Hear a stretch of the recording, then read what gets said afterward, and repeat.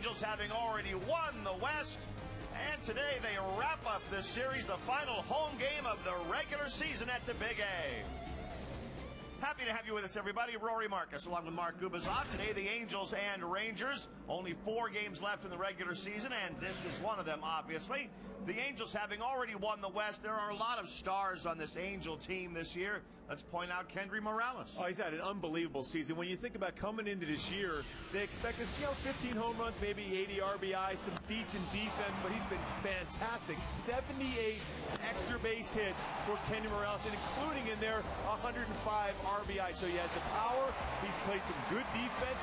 Learned how to make that feed. That's double play he turns there. 3-6-3 double play. It's one of the best you'll see in baseball. So everything Mike Socha wanted out of Kendry Morales, he's gotten and then some. He's been unbelievable for him. The guy pitching today for the Angels will probably pitch Game 1 against the Red Sox, and that's John Lackey. Well, here's an opportunity. Well, they'll probably check out his pitch count today. He's not going to go there and try to go 9 innings. He's just going to work on getting his mechanics right, work downhill, mixing that curveball, get the velocity on that fastball. Last couple times out for John Lackey weren't quite as impressive, so just a good tune-up for him. He's ready to roll. He's got 11 wins on this season. Once again, double figures, 7 straight seasons for John Lackey, and the proper right guy to be there, number 1 game against the Red Sox. A little bit of a different lineup for the Angels. Some of the young guys getting a chance to play today. John Lackey on the mound, and the Angels and the Texas Rangers wrapping up the regular season games here at the Big A. The final game in this series, baseball coming up next.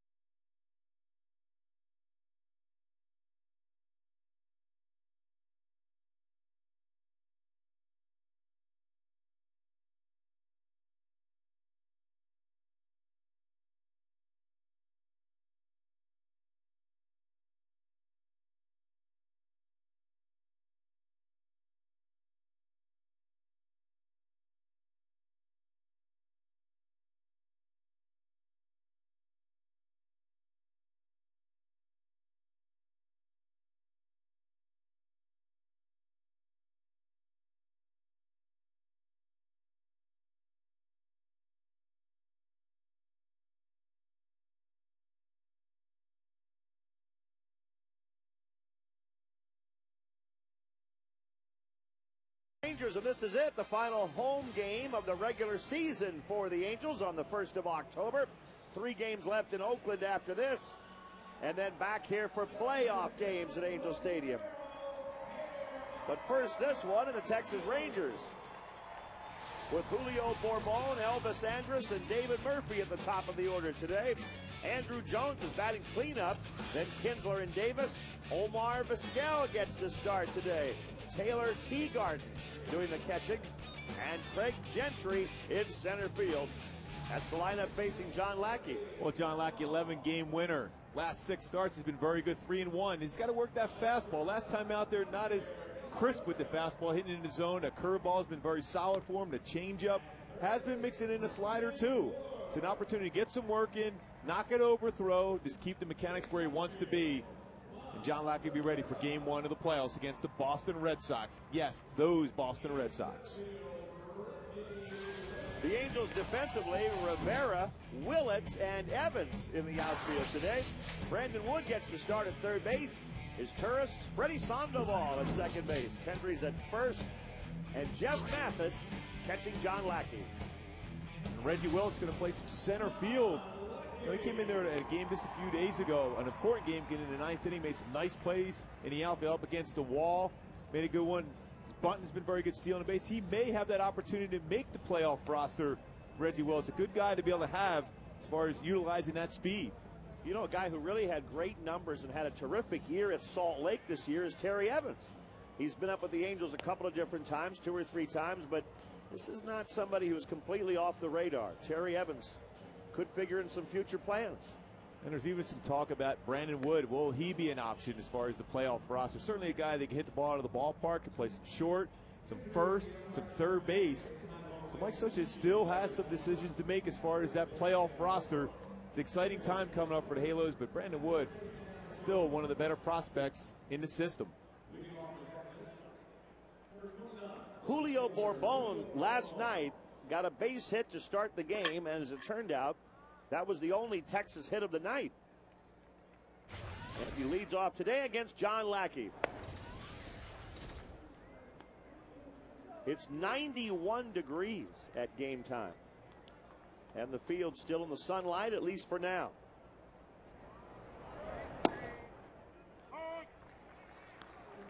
One ball, one strike to Bourbon. Don't see many 3 o'clock starts. Always advantage for the pitcher once that shadow works its way towards home plate. A lot of times that's when something unusual happens. You'll see somebody carry a no-hitter into the late innings. Sometimes that happens on these unusual start times. Bourbon out on a ground ball. Elvis Andrus coming up.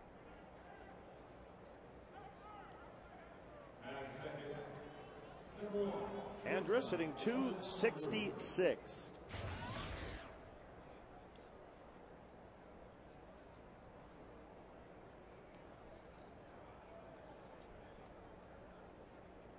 So what do you think for Lack today? Maybe 5 innings of 75, 80 pitches? Yeah, I think that's what it's going to be right now, John. If he can get up to 85, 90, I think that'd still be all right. But we're just going to try to keep him in the range of where he's fluid on the mound.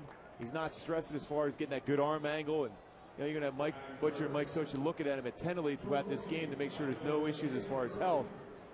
But it's so important for him to get that last tune-up before the start of the playoffs, which will be on Thursday, it looks to be. David Murphy up there. The Yankees are not required to officially say what day they want to open their series until the other races are done, which they're not. The Twins beat the Tigers today. So that's back down to 2 games with 3 to play. Tigers leading the Central Division. David Murphy up there at the plate for the Rangers. Tigers got to play the White Sox, and then the Twins play the Royals. So it's not over yet. I think lately the Royals maybe have been playing a little bit better than the White Sox. 2 balls and 1 strike to David Murphy.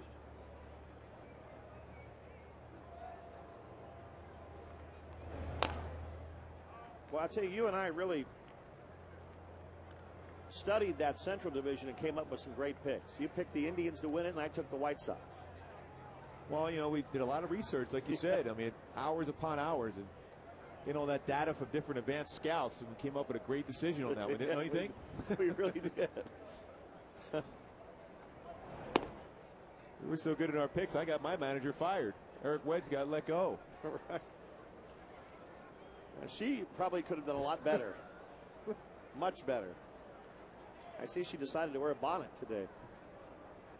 You never go wrong with that. Nope. Little pop fly into shallow center. Here comes Willits, but he'll play it on a hop. It's a single for David Murphy. Andrew Jones stepping in for the Rangers. And when you think about John Lackey, today's being Thursday, they have, you know, the first game looks to be the following Thursday. He has 7 days, so you have a couple extra days, so you would assume he's going to have a couple bullpen sessions in between, or maybe even a possible simulated game, maybe Monday or Tuesday for John Lackey, just to stay crisp. Okay, but that's a great point you just brought up. How many times have I heard you say, well, too much rest in between. It's not good. He's going to come out too strong. The command of his fastball might be a little off. I mean, is that too many days? That's the thing you got to concern yourself with, and that's why if you're John Lackey, that's when you communicate with Mike Butcher exactly what kind of game plan are you going to have forth when you have these couple extra days. I know you had that first month or so off being on the DL, but you also don't want to be overly strong because that's when you overthrow the fastball. It may be a mile or two faster, but the location and it's end up being a straighter fastball, which is not a good thing. It's a full week until Lackey pitches again, assuming he pitches in game 1. 2-1 to Andrew Jones. So not only will it be a full week, Gooby, but he'll be coming off a game where today he'll probably maybe throw 5 innings. So we'll see, but John's been through it before. He's certainly been through the playoff wars many times. Again, you'll have that Monday workout. You have Tuesday and Wednesday. Because the Angels are going to have that home field advantage against the Red Sox. They get to be at home. So you can certainly have a thing where guys would like to see some live pitching so you can pitch a simulated game against them just to stay sharp. It's 2 balls, 2 strikes to Andrew Jones. With 2 out in the top of the first inning. Good crowd. Sure turned out to be a warm start to October. I don't imagine, though, the weather will be like this at Fenway when we get there. Well, it was 60 degrees when we were there in August or early September. That one was just off the plate. Larry Vanover not giving Lackey the strike call right there. Pretty good pitch, and that's pretty much right down the middle of the plate. If anything may be low, but it crossed the plate at the knees, that should be a strike.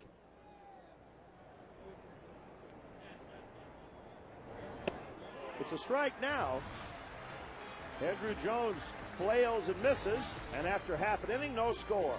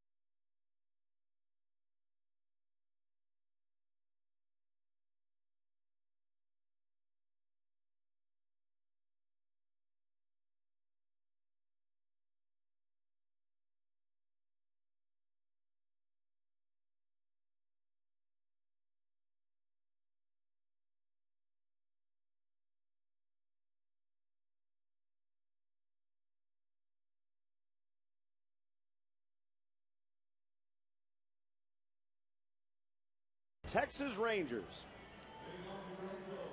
Here's a look at the Angel lineup for today. Meiser's in the leadoff spot with Figgy not playing today. Then Reggie Willits and Kendry Morales.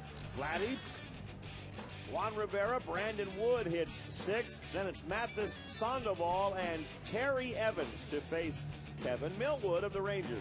Kevin Millwood doesn't quite have that fastball that he had when he was at the Atlanta Braves. It's still a good one, 87-91. He cuts the fastball. He's a curveball, slider, and a changeup. A 12-game winner. Very good ERA at 3.75. No hitter amongst those career W's, too, for Kevin Millwood when he was a member of the Phillies.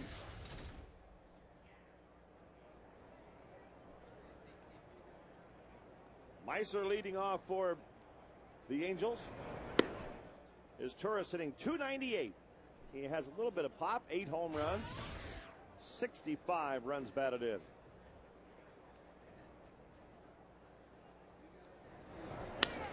Right back up the middle and out of the reach of Andrus into center field. Leadoff single for his Turris. Well, when you look at the season that Meiser has had this year, everything solid.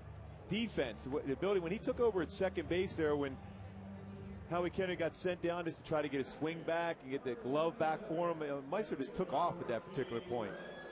And Howie, when he came back up and started swinging the bat, and he's played some exceptional defense of late too. So Mike Scioscia has options. And you need those options when you're playing a team like the Red Sox in the playoffs. So you have two guys that can play second base. You have a guy that, and Meiser, can play second and short and third.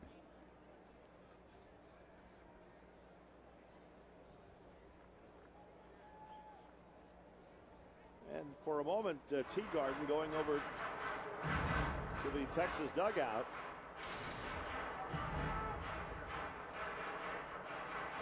Just to check on some equipment, I guess. He's getting a new glove. Well, the old one didn't last very long, did it? One batter. String came apart on the mitt. Not a good thing. Reggie Willits, the batter. We talk sometimes about players reaching personal milestones this time of year. That base hit just put his Turris to the 300 mark. It's probably not the last at bat he'll get, though, so it's still to be determined. I was watching a documentary on HBO, I think it was, about Ted Williams. He had that 400 batting average. And, you know, he had a doubleheader, I think, the last game of the season. He got the 400, and they asked him to come out of the game. He said no. Ended up proceeding, got, 2 or 3 more hits in that doubleheader. It was an amazing piece. I mean, the way he could hit the ball, the splendid splinter. That's right. He could have come out, not played the second game, had his 400 batting average, but stayed in there and did even better. 6 for 8 in that doubleheader. That's pretty good. 400. 1-1 to Willits, who bunts toward third, and it'll roll foul.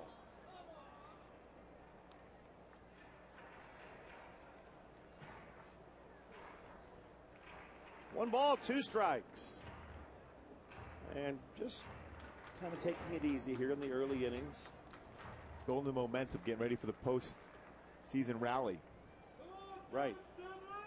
Getting refreshed. All set to go.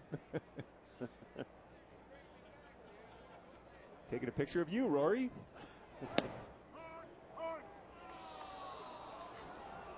Willits gets called out on strikes on that one. And when you think about the pitch that wasn't called for Lackey, and then look at this one to Reggie. Well, this is that pitch that all the Atlanta Braves pitchers back in the day when it started with Greg Maddux uses two-seam fastball, but that looked like I was off the inside corner. That didn't run back as much as normal for Millwood. What he'll do against a lefty, he'll throw the cut fastball in, and then he frees you with that two-seam fastball to run back the inside corner. 1 out, Kendry Morales at the plate.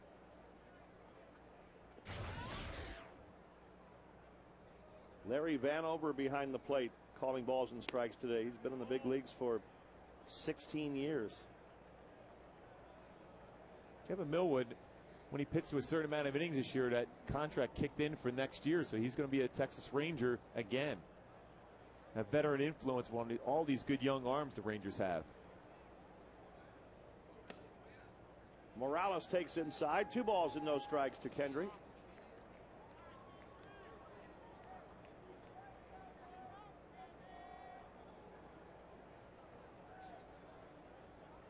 What a year for Kendry. 78 extra base hits, 43 doubles, 2 triples, and 33 big flies. So that would be a little fly. Shallow right field. 2 out. It's hard to believe the way the Rangers have battled the Angels this year, the way this division race has gone. You look at the standings right now, and the Angels have a 9-game lead. It's just hard to imagine they would win it by that many. When you think about it, at one point, Washington's Rangers were in first place, playing so well against the Angels. They handled the Angels very well.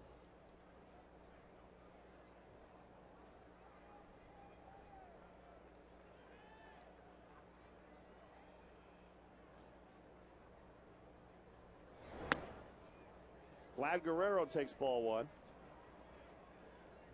And then in the East, where it looked like would be a great race between the Yankees and Red Sox, the Yankees going into the final weekend have a 10.5-game lead. And the Red Sox, the Angels' first-round opponent in the playoffs, they've lost 6 in a row. I'm sure they're feeling like it's not a big deal, but it's not really the way you want to go into the playoffs, is it? What Mike Scioscia says even in spring training, and remember the Angels had that great record. He says, "Hey, any game we play, we try to win." So I don't believe in that attitude. Oh, the games don't mean anything. Vladdy strokes one into center field for a base hit. You got to play to win every single game, no matter what you're doing. You want to have some momentum. Especially if you're a hitter. If you have a good swing going, ready to carry it into the playoffs, generally you're going to have that same type of swing, even though you're facing great pitching in the playoffs, because teams that make the playoffs generally going to have 3 solid starters at the very least. So you're not going to get many mistakes to be able to drive early in the game. They're going to have their pitches working. 2 out, 2 on. Juan Rivera up there.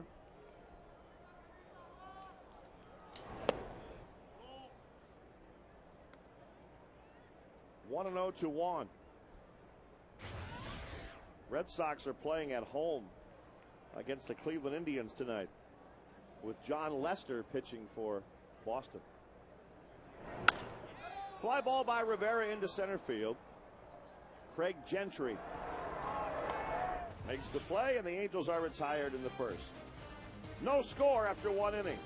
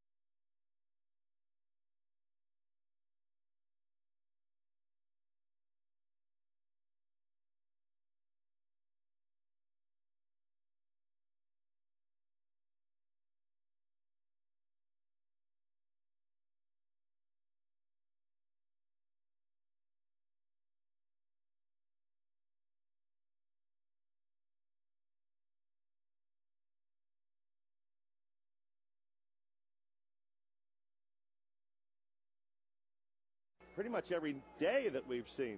Well, she's definitely fan faithful and fan strong and fan loyal. I don't think there's any question about that.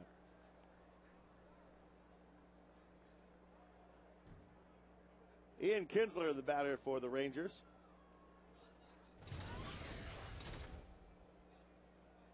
The only thing I would say about that, Gooby, is that it takes one to know one.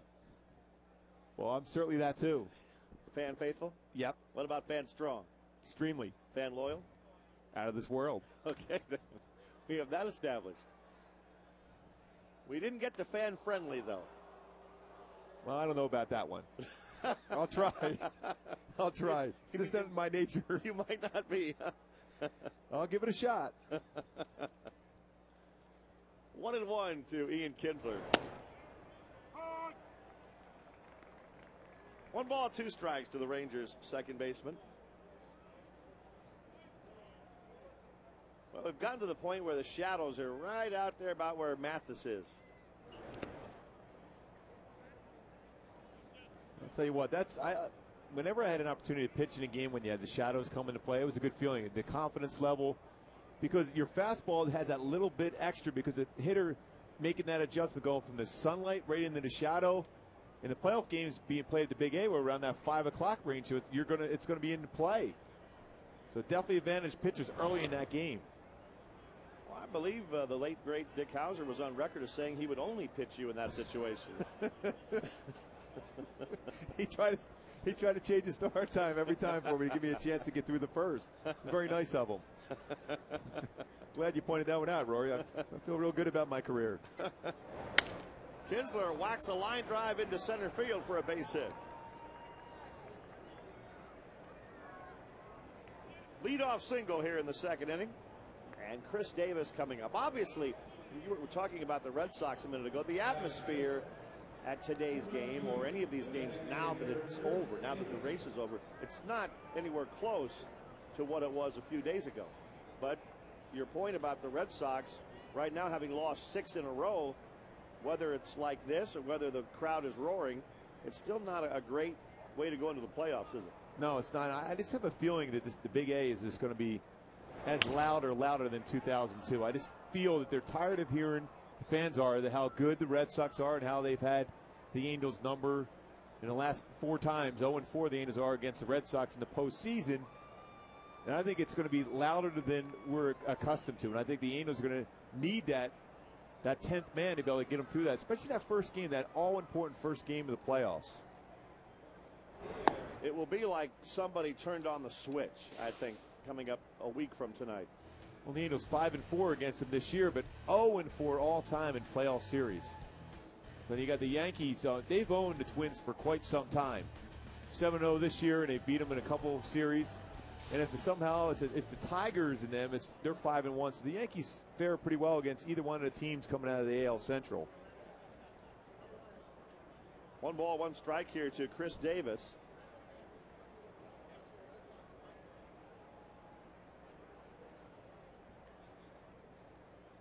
Kinsler running. Here's the throw to second by Mathis, and it will not be close. Well, that was a pretty big jump by Kinsler. This was a lot closer. Mathis, good catch and throw, but he had a gigantic jump.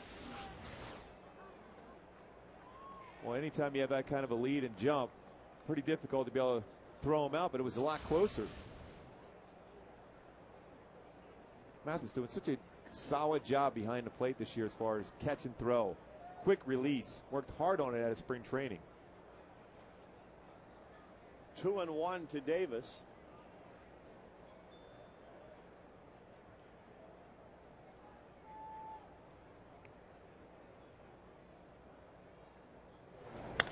And a drive hit into right field by Chris Davis, and deep. That ball's gone. That's a home run for Davis.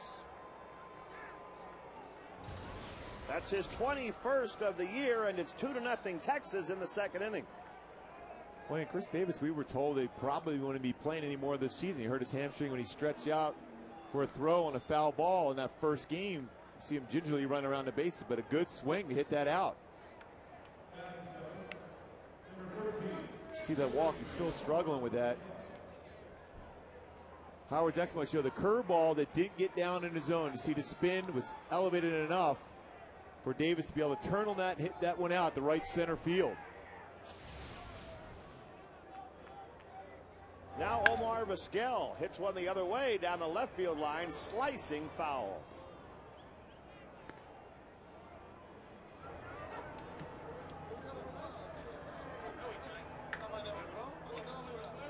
Chris Davis has a lot of power, but he's got to be more consistent as far as contact. Too many strikeouts.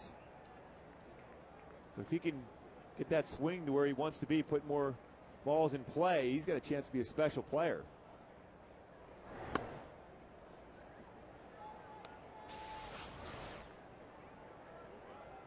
Well, I don't think John's too happy with Davis. I think because he's taking quite a bit of time getting around the bases. There's a drive into left center field, slicing away from Willits, and that one is in there. It rolls toward the wall. Willits cuts it off, but Vizquel has a double.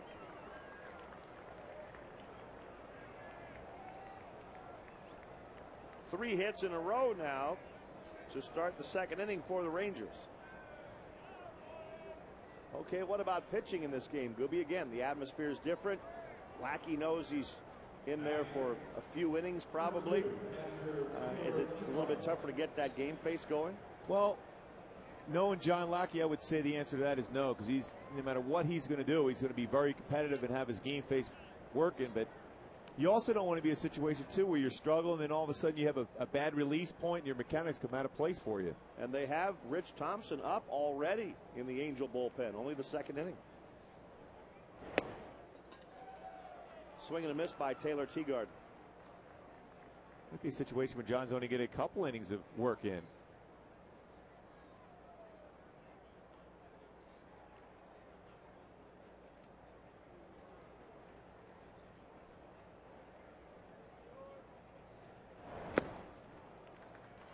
Oh, 0-2 to the Texas catcher.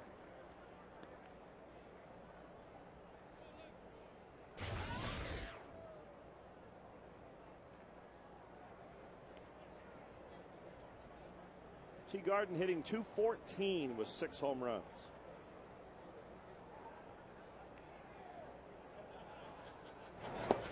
Way outside.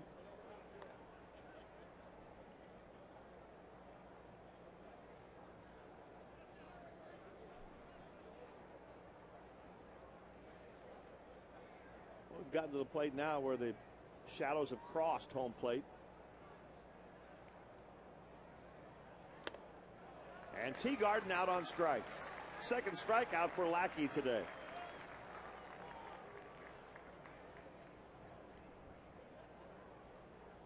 The pitch there for John Lackey in this spot. You can see the difference here now with that shadows going. That was a swing that Teagarden clearly didn't see that ball real well. Was just trying to foul it off. Again, if you're John Lackey, whether you're going to finish off this inning and that'll be it for you, you want to get your work in, you want to hit your spots, you want to make sure you get out over that front leg as far as your mechanics and carry that into the playoff start. Craig Gentry, the rookie center fielder for the Rangers. He's 1 for 10.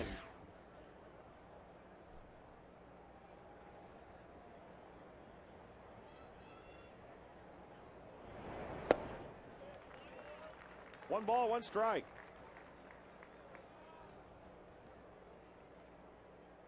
The Texas Rangers, that home run by Chris Davis was the first hit they've had in this series with a runner in scoring position. So they're 1 for 14 now.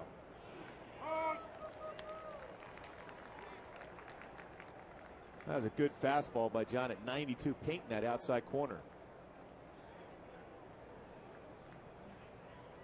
1 ball, 2 strikes to Gentry.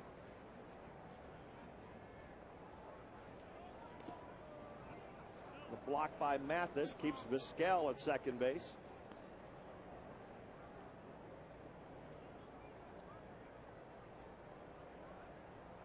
The Angels have 49 wins at home this year, 49-31.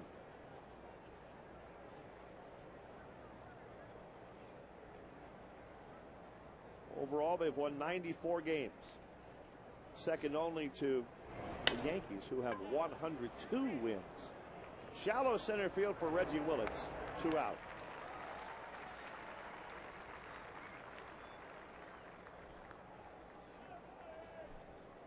Back to the top of the order, Julio Bourbon coming up. The postseason rally is coming up right after the game today.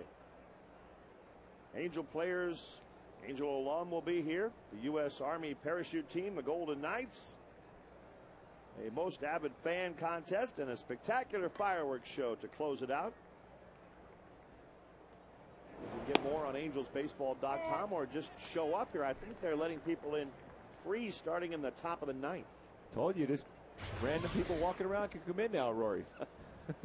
Well, I never said they couldn't. So what are you going to do, Rory? Are you going to be with the most avid fan, or are you going to jump out with the parachute? Golden Knights. It goes hand in hand. Ground ball to second. Sandoval retires Bourbon. The Rangers score a couple of runs in the second inning to lead 2-0.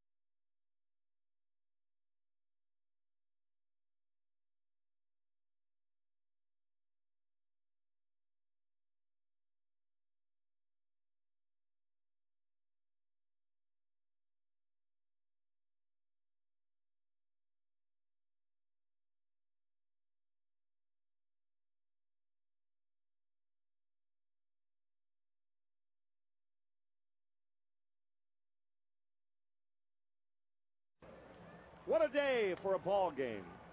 I do sample all of the refreshing treats at Angel Stadium. There's no doubt about it. Fans getting ready for the postseason rally, trying to get a last victory home game here for the Halos. That looks pretty good right there. It really does. It's 90 degrees. Looks very good. Brandon Wood leads off the bottom of the second inning for the Angels. Shadows getting really close to play a big effect on hitting at this particular point of the game. You see how a hitter takes a pitch. It's almost like they wait and see the last second. Fortunate thing is Kevin Millwood's not overpowering anymore, so you have a better chance of making an adjustment at the plate.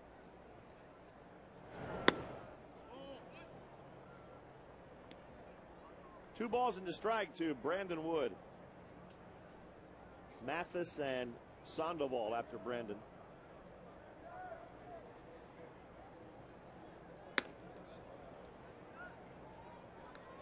Two and two. So you can see that swing by Brandon. It's almost as if he didn't see that till the last second and tried just to fight it off. Fouls that one back.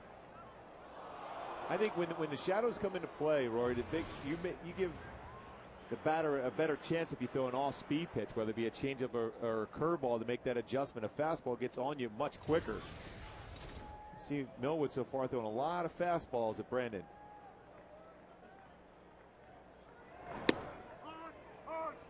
Strike three call. Seemed like a delayed call by Larry Vanover, but he must have marked it out there at the plate. So you see Millwood stayed it with another fastball, this time on the outside corner. Millwood will throw that two-seam fastball to run back on the outside corner like he does with a left-handed batter. That is a career strikeout number 1,800 for Kevin Millwood.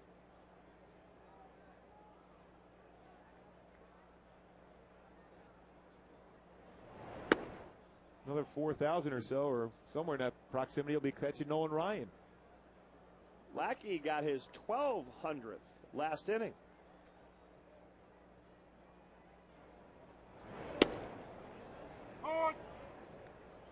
One ball, one strike to Jeff Mathis. John Lackey now 5th all-time on that strikeout list for the Halos. Well, combined, they're over 3,000, so they're still chasing Ryan even combined. There's a long drive by Jeff Mathis, but running it down in center field, Craig Gentry. Jeff hit that ball pretty well for an out, 2 down. Well, when you think about that, Nolan Ryan, over 5,000 strikeouts. It's an amazing career for Nolan. That number retired as an Angel. The Express. Now the president of the Texas Rangers. Well, the all-time leader for the Angels as far as strikeouts with over 2,400. Freddie Sandoval at the plate for the Angels. Freddie's had 3 at-bats. No hits yet.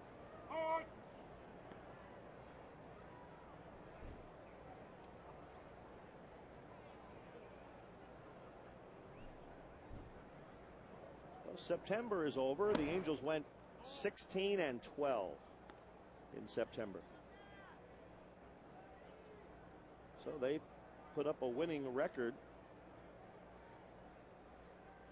every month except March, April. You kind of combine them because there weren't many games in March. But still looking back in this season, which they started out at that one point after that game in Tampa, 29-29. Right. And we were talking about him on that flight back, thinking, is this the team it's going to be? Is it going to be a 500 club? Fly ball left field, and Bourbon handles it. The Angels are gone in the second in order. 2-0 Texas.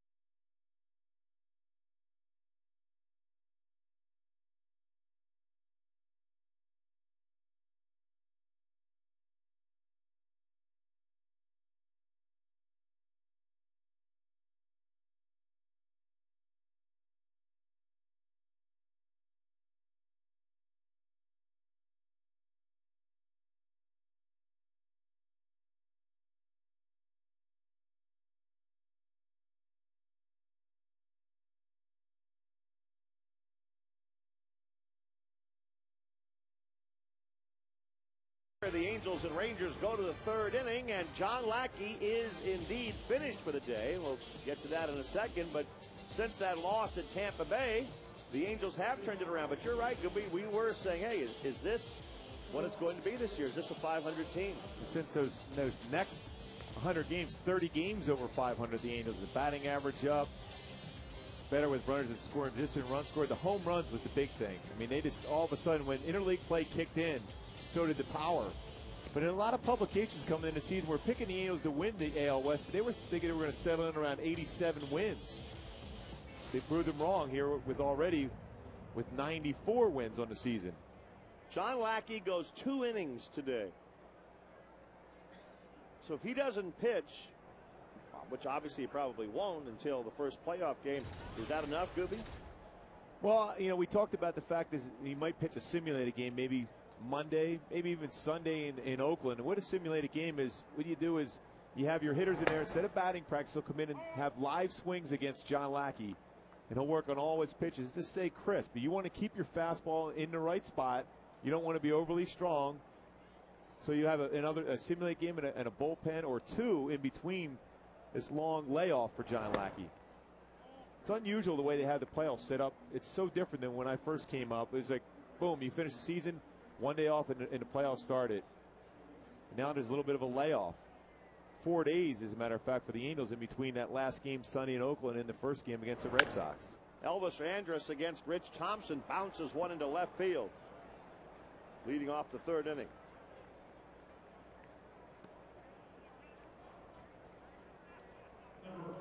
And that'll bring up David Murphy. We're just going to have to keep an eye on Andrus, who runs very well. 32 stolen bases on the season. So Kinzer gets stolen base number 31 earlier when John Lackey was on the hill.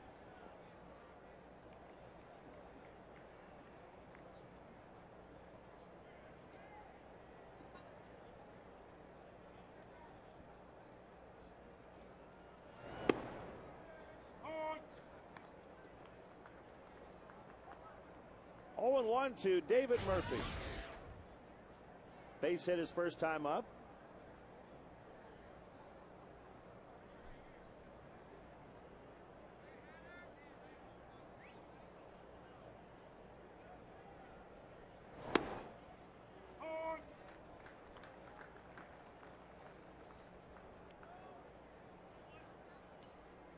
When you look at Rich Thompson, he's got a fluid delivery. He can rush that fastball up there. You saw that at 95 miles an hour. Good breaking pitch also. Rich Thompson from Sydney, Australia. And that'll be a wild pitch that moves Andrus up to second. But we're through that curveball now when he's trying to muscle up on that pitch.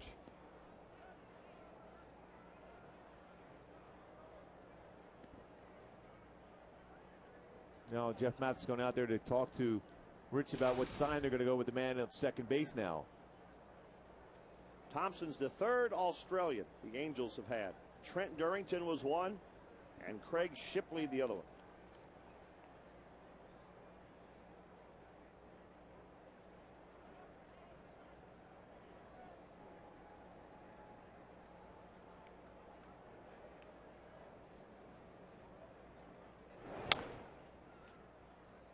Still 1-2 to David Murphy.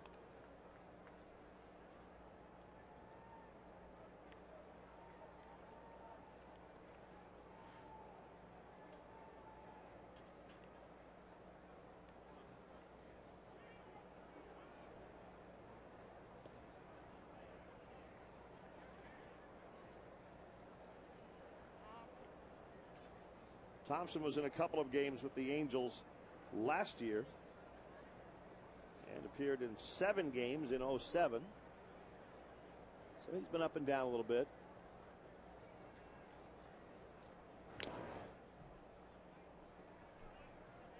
One ball, 2 strikes to Murphy.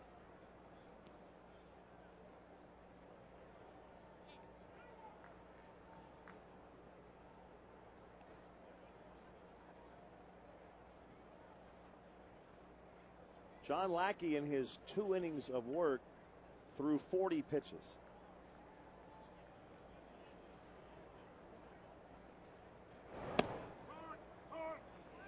Strike 3 call. Murphy out looking.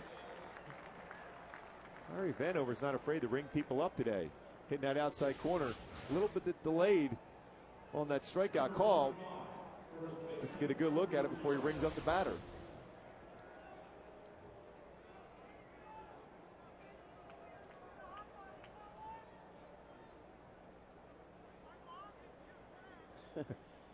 He's getting a good look at everything today.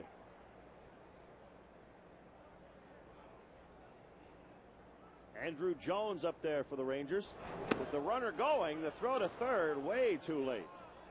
Stolen base for Elvis Andrus, who just stole that one on Thompson without much trouble at all. Key when you're a pitcher with a man on second is vary your looks back to second base. All you got to do is look once, next time 3 times, just to be able to freeze them. No chance for Jeff Mathis. You know, that goes against his record as far as throwing out base runners, but that was clearly on Rich. The Angels draw the infield in. 1 ball, 1 strike to Andrew Jones.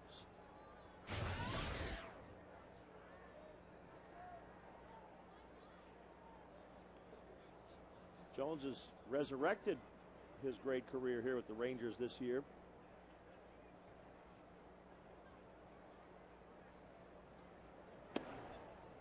He doesn't have startling numbers, but he has hit 17 home runs, driven in 42. Well, there was a time when he was a member of the Braves that they were comparing him as just about a notch below Willie Mays as the all-time fielding center fielders. Pretty good comparison if you compare with Willie Mays. And strikes out here on the breaking ball.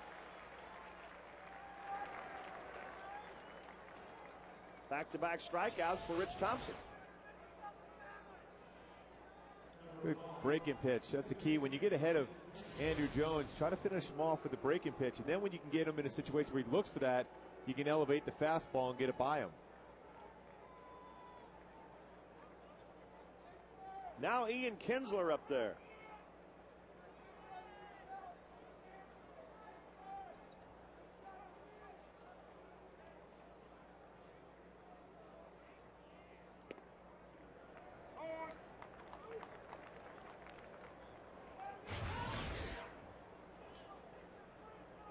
Kinsler had a base hit his first time up.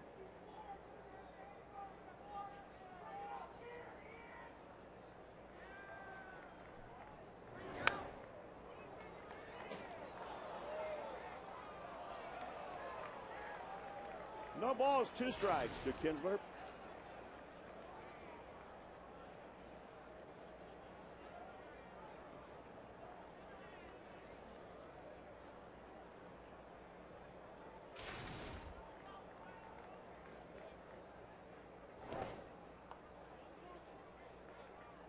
Job by Jeff, blocking that breaking pitch in the dirt. Again, Kinsler with that uppercut swing, susceptible to a fastball, particularly in the inside part of the plate.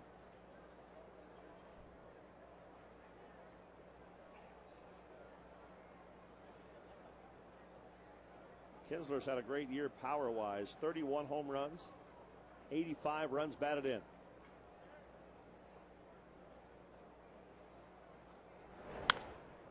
And he hits a high pop fly in the infield. Morales has it. The Rangers leave a runner at third, 2-0 Texas.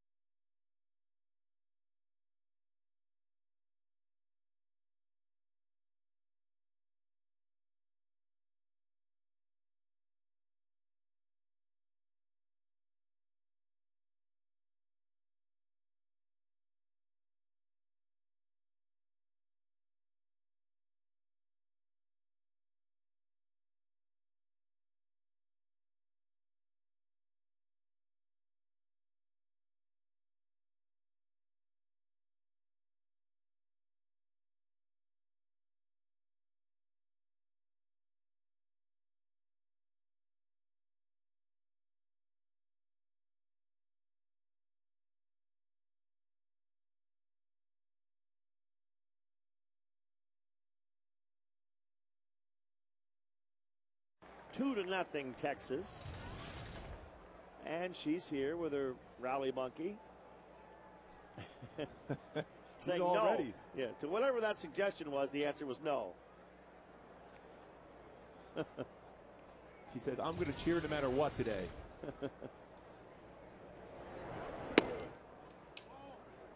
Terry Evans leads off the third inning.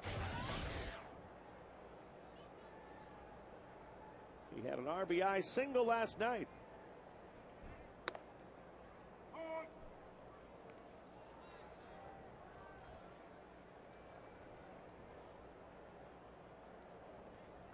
One ball, one strike to Terry Evans.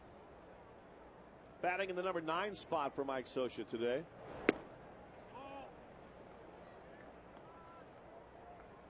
Two and one. Is Turris on deck? Figgins not playing today. And he's available to pinch hit. He's ready. No question about it. He would be ready. Even has his Look at bat. that. Look at that. A good home run swing. Just looking down at Mickey Hatcher and said, what do you think of my swing? Mickey goes, all right, we'll get some soft toss and work off the tee. We can work on it.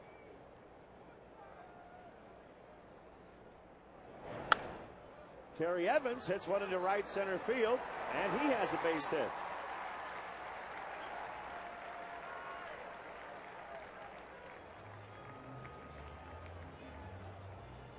Fans, a good way to get to the postseason is with a suite rental. There are a variety of suite options available.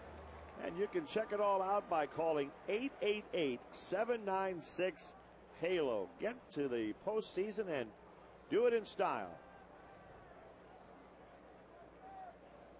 There it is, the postseason, 2009.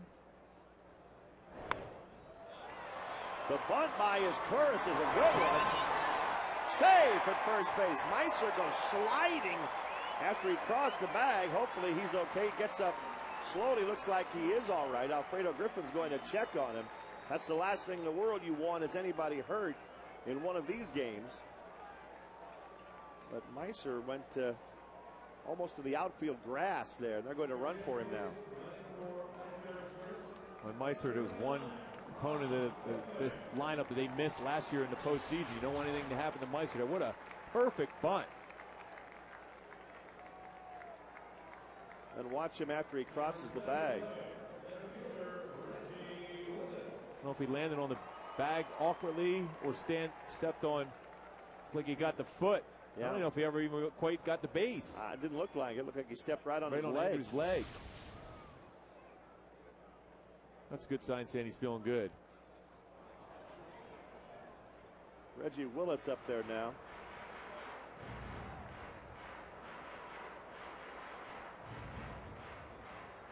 Rob Quinlan running for his Turris. And they're making sure Meiser's all right down there in the dugout.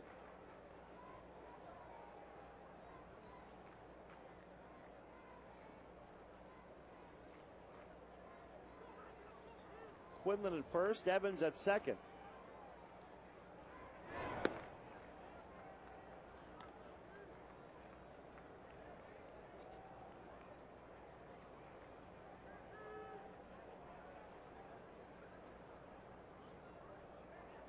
They charged an error on that throw, but also Meiser would get a sacrifice anyway. And another bunt, this one by Willits to third. So Reggie will get credit for a sacrifice, and it moves the runners up to second and third. Again, we talked about that last night. Reggie working on that tirelessly down in there in the cages in between, beginning part of the game until he's been in the ball game here. Just working on the bunt, how important that's going to be for him if he's on that playoff roster. Asked to be in that situation, pinch run, get down a sacrifice bunt, possibly even a suicide squeeze. The Angels currently have tied their club record for most runs scored in a season. And they could obviously get it right here with Quinlan at third base. The right guy up now, and Kendry with the 104 5 RBI on the season. Perfect guy to be able to get that run across and break the all-time record for runs scored for the club. Evans at third, Quinlan at second. And Kendry Morales, 0-1. And maybe on a wild pitch, here comes Evans. He scores! And the Angels set their all-time club record for runs scored in a season. What a way to get it. I'll tell you what, if Teagarden would have fielded that ball cleanly, they had a shot at getting Terry Evans into play because it came back so quickly off the screen. That was a legit wild pitch.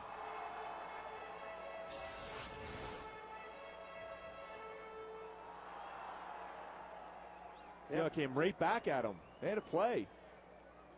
Probably would have the had shadows came into play there for Teagarden too.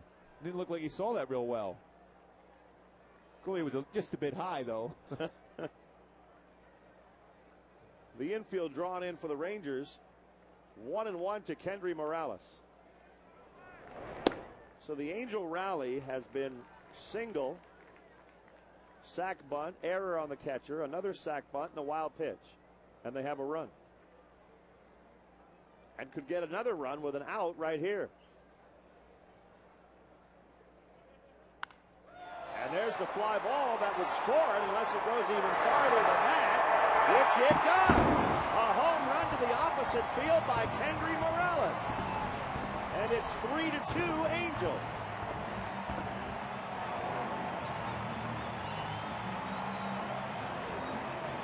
Well, remember we were talking about it early in this month of September where he was trying to pull everything in, a lot of ground balls to second base. Now he's got that swing back going the other way. That's amazing power when you can hit that ball that far. See the Howard's replay, an elevated pitch. Boy, what a swing he had on that pitch. Kendry just has phenomenal numbers. Vladdy takes ball one.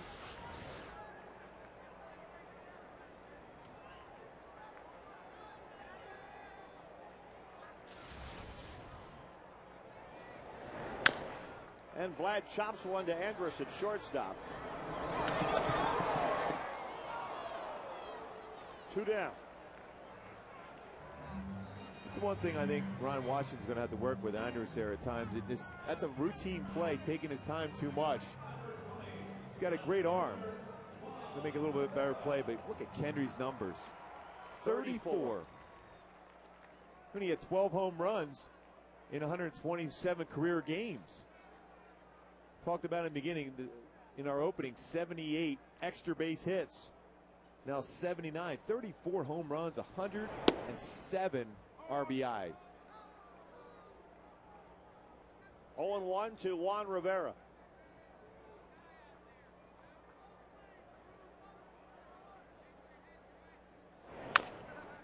He bounces one wide of third. Nice play by Omar Vizquel to get him. But the Angels score 3 runs. The one big hit in the inning. That one by Kendry Morales. Opposite field home run.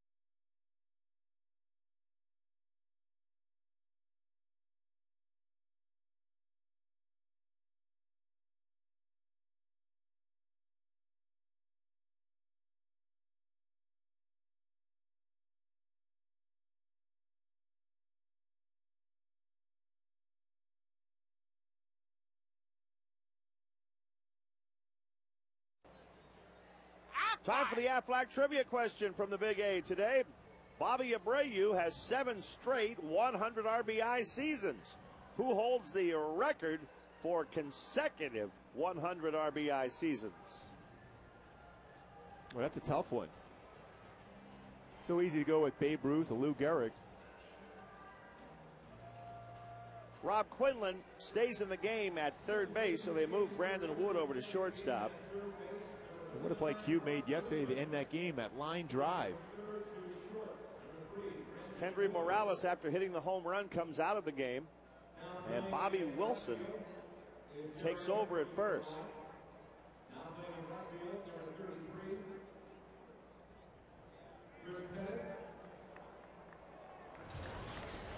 Fourth inning, Chris Davis, who hit a 2-run homer in the second.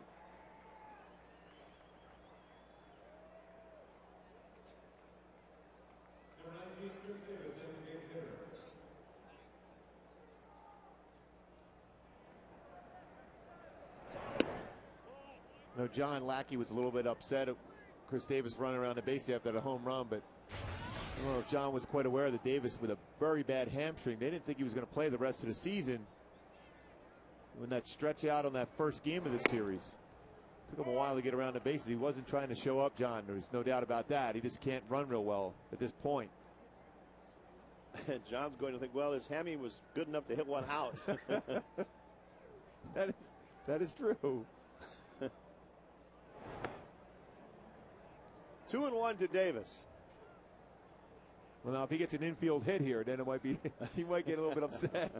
But I don't think he's going to be running too hard down the line. His leg is clearly not 100%.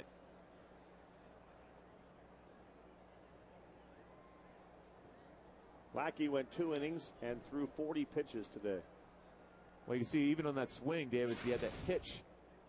As soon as he fouled that one back. I give him credit for wanting to play here.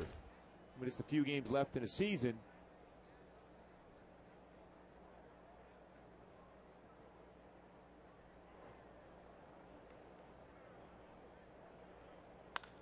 And he gets another base hit for his troubles. It almost looks like they'll have to pinch run for him, though. He's really laboring to get down that line. He's de-aging today, so we'll see what Ron Washington does, if anything. Well, you can see when as soon as he hit that baseball, he was having a tough time getting down the line.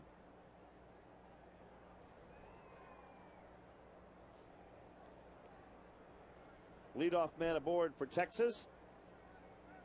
Omar Vizquel at the plate.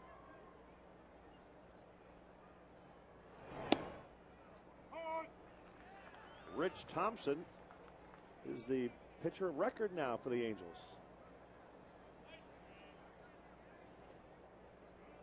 Omar Vizquel at the top as far as career hits for a player from Venezuela. For me, no question, a Hall of Famer. All of those hits and one of the great shortstops in baseball for a long time. Another great shortstop in there, Davey Concepcion. Luis Aparicio, very solid player himself. Andres Galarraga, the big cat.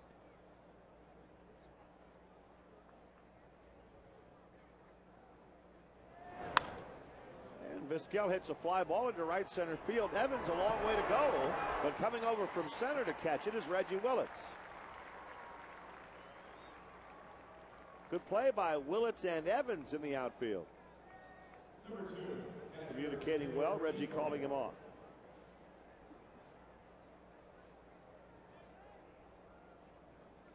One out. Here is Taylor Teagarden, the Rangers catcher.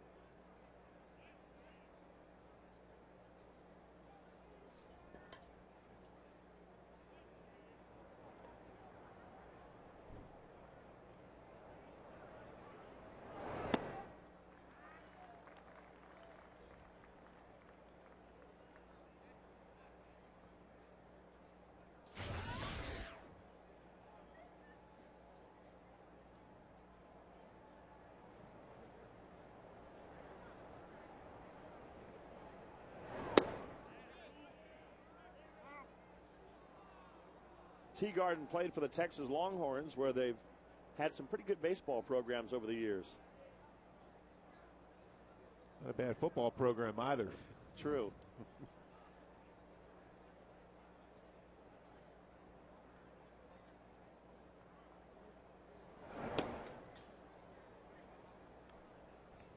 Two and one to Taylor Teagarden.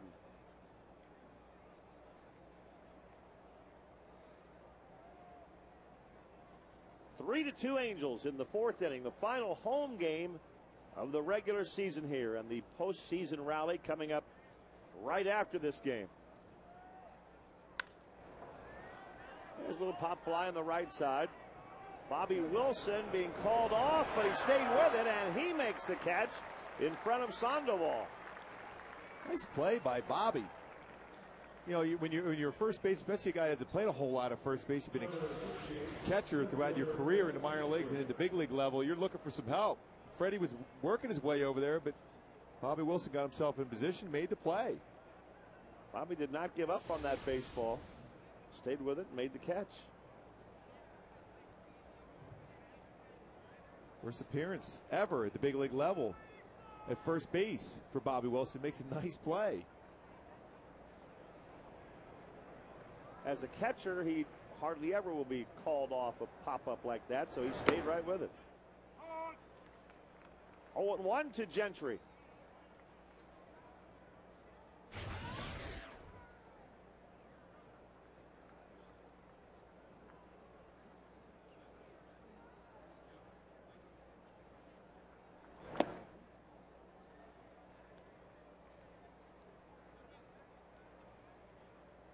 One ball, one strike to the Rangers center fielder today.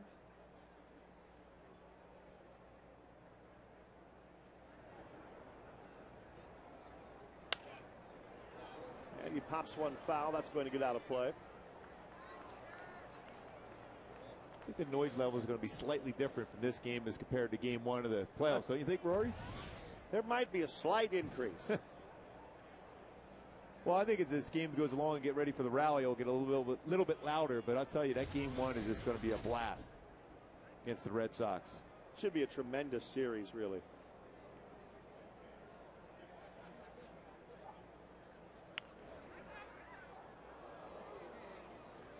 I think today, and it's such a nice afternoon here, just to sit out and watch the ball game. It's a nice, relaxing day. It's rally time. Just a few rally monkeys out there. Just a few. So,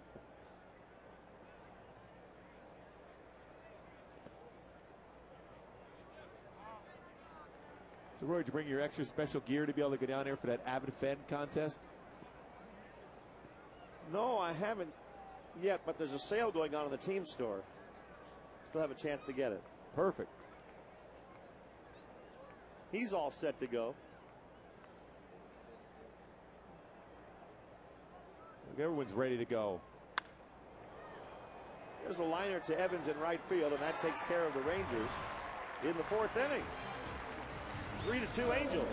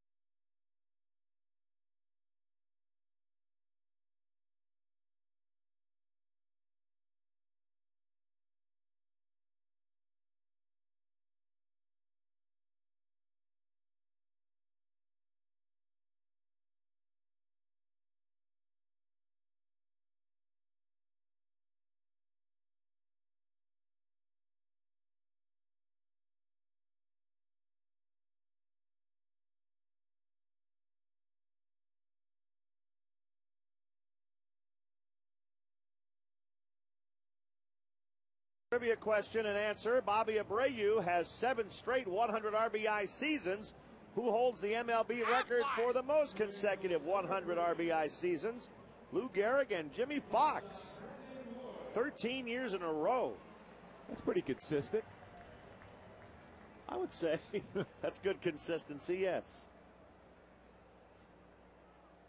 Well, it's a great day to bring the kids out, and obviously many people have.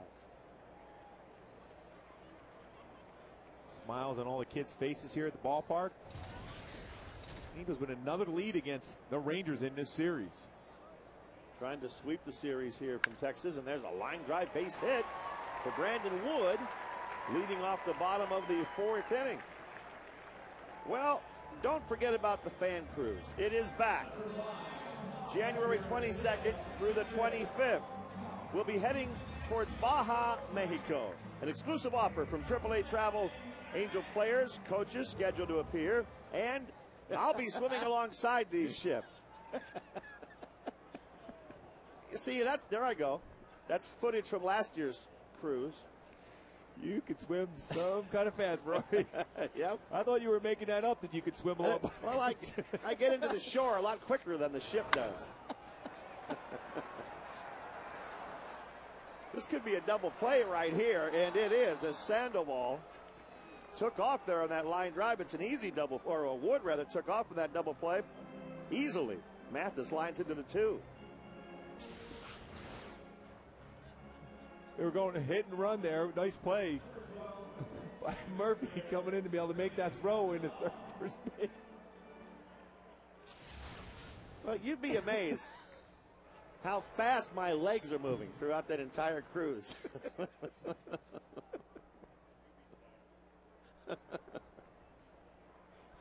I usually get to port a good 3-4 hours ahead of the ship.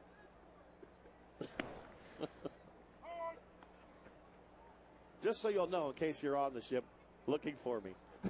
Well, I'll make sure I throw the anchor on top of you just a few times during the cruise. That reminded me of the incredible Mr. Limpet.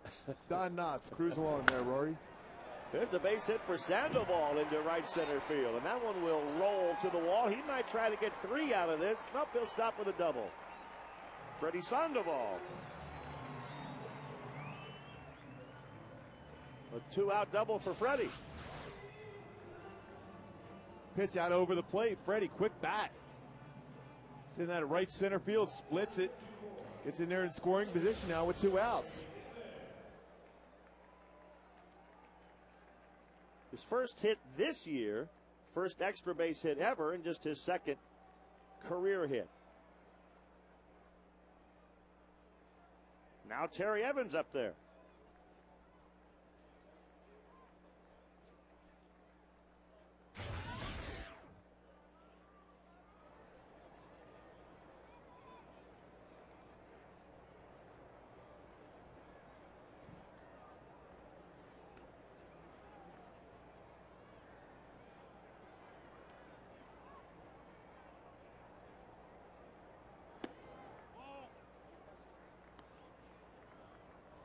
So it's a pretty good chance you would give Michael Phelps a run for his money, huh, Rory?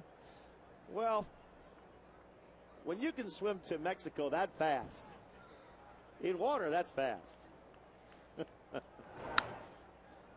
There's one foul back by Evans. A lot of it, though, has to do with the aerodynamic swimsuit that I'm able to wear.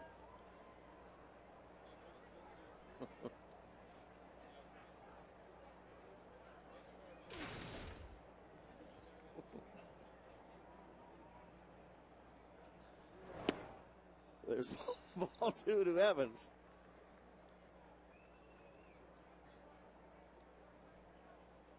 It really helps you move right along.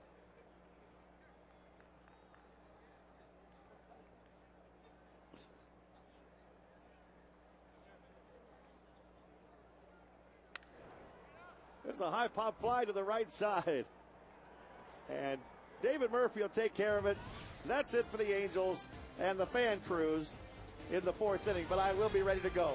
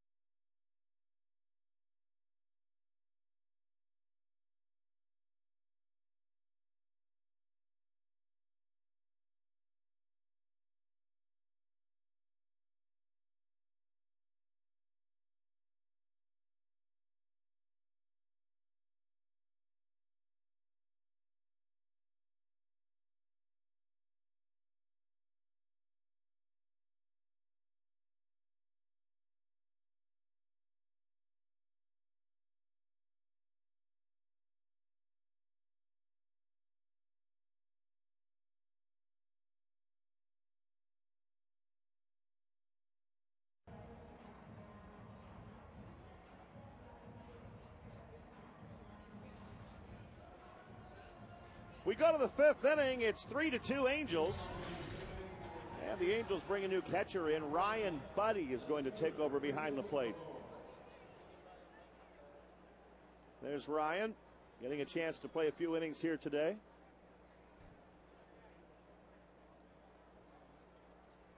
Top of the fifth, top of the order for the Rangers, Julio Bourbon.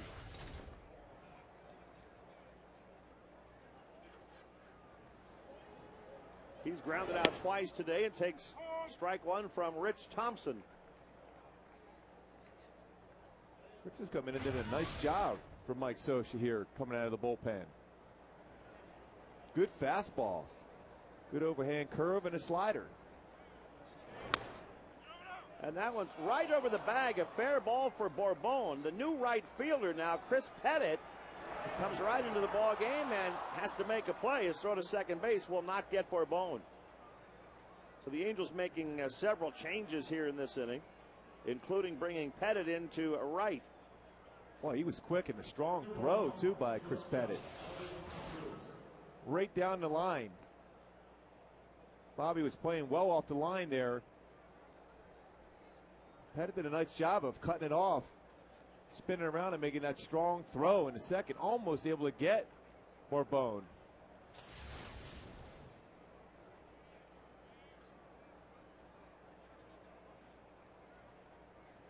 Elvis Andrus up there now. Bunts in the air, foul.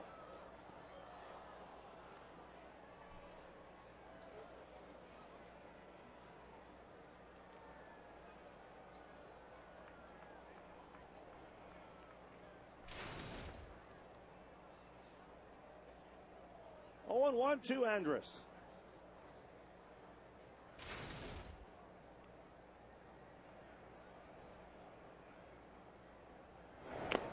He bunts that one off the plate, and it goes foul. Strike two. Well, Andrus just was stabbing at that baseball instead of squaring around. He was squared around early, but it's kind of pushing the bat at it. You're supposed to play catch with that bat and put it in play. See, the very end, our Expo replay will show that he wasn't level with that bat as far as trying to get that down. You see how it's bent, and then he pushes at it. You're supposed to bring your whole body down, bend your knees, square up the bat, and then put it in play.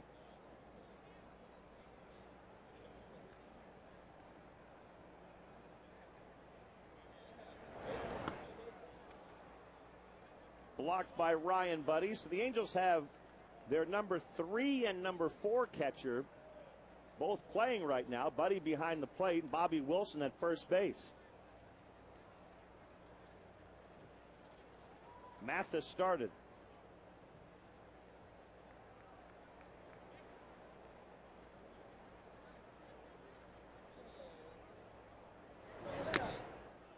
Andrus foul tips it into the glove. Strike three.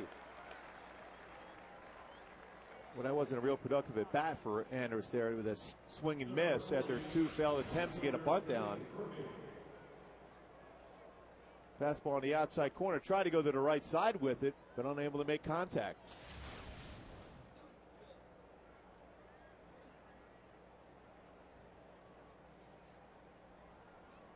Here is David Murphy.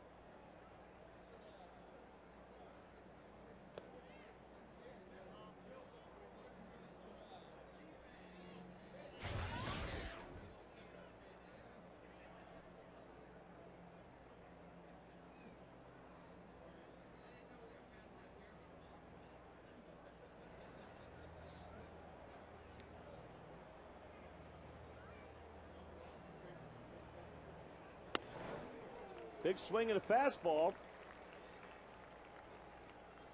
1-1.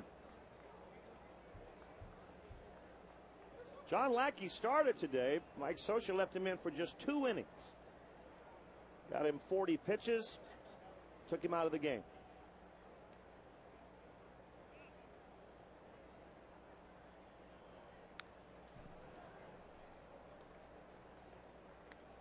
One ball, 2 strikes to Murphy.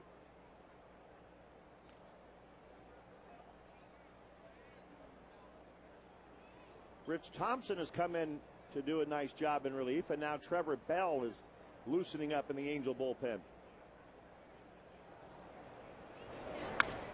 Murphy, a broken bat bouncer down to Bobby Wilson at first base. 2 outs. They get a runner to third. And Andrew Jones coming up. Fritz continues to throw the ball well here in this game. Last night's game, pitches were outstanding. Started off by Matt Palmer. Then you had Darren Oliver striking out the sides. Arredondo did very well. Jepson. So that was one of those deals, a one-hit shutout.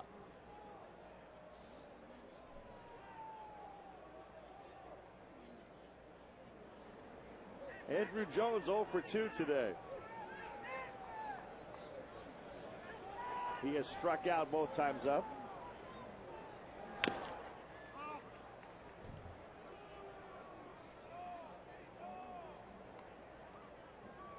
Oh, and 1 to Andrew Jones.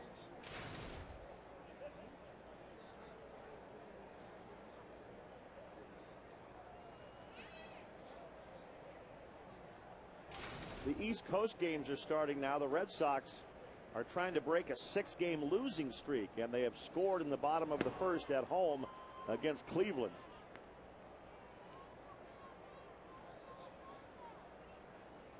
One and one to Jones.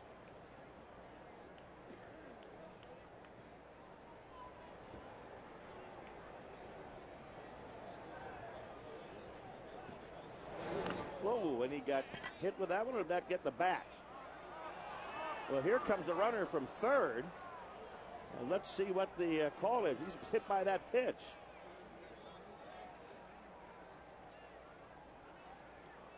Fastball ran in on him. Andrew Jones looking away. Got him right in the forearm. Left forearm. X-Men will show coming in. Right there, forearm, bicep area of his left arm. Like Scioscia may be going out there to get rich now. He's thrown 47 pitches. Trevor Bell's been warming up in the bullpen.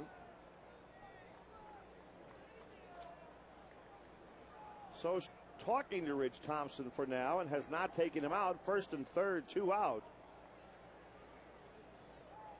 And Mike might not be making a move right here. Might be asking him how he feels, because this is a pretty decent amount of pitches thrown by Rich. He hasn't thrown in a while. Also want to make sure the defense is aware of a possible double steal here where they want to throw the baseball.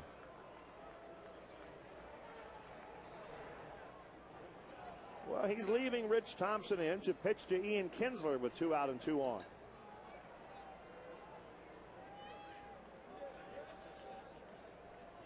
With 47 pitches thrown, Rich Thompson has thrown more than Lackey did in the start. Kinsler, there goes the bat, there goes the ball into left field to drive in a run. And that ties the game up at 3. That bat also went over Quinlan's head at third base, as well as the ball. Boy, Kinsler's so strong to be able to hit a ball that far. That fastball gets it off the end of the bat and shatters the bat. And now Scioscia will make the move after Thompson gives up the base hit that ties the ball game up at 3 here in the 5th inning.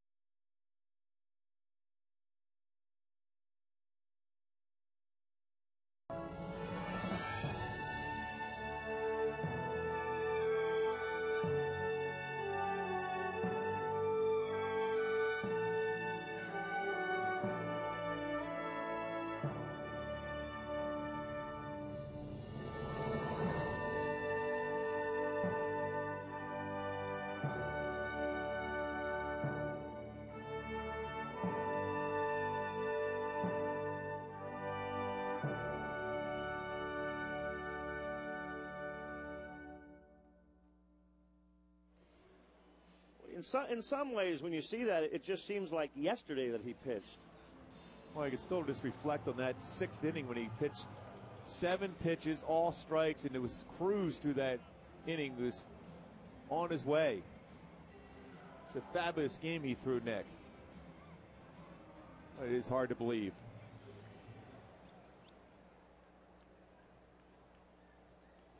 The uniform still hangs in the dugout. The tribute on the center field wall and the memorial out in front of the stadium remains.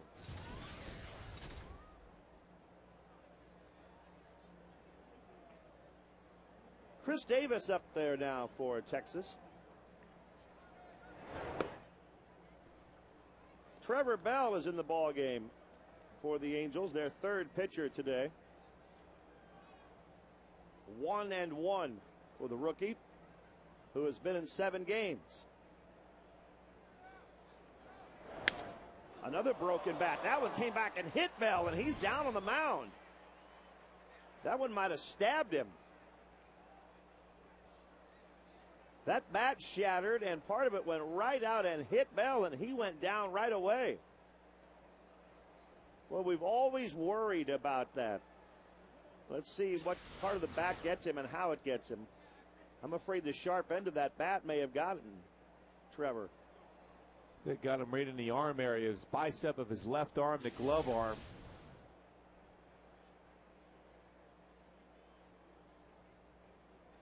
Now he's getting up and hopefully will be okay.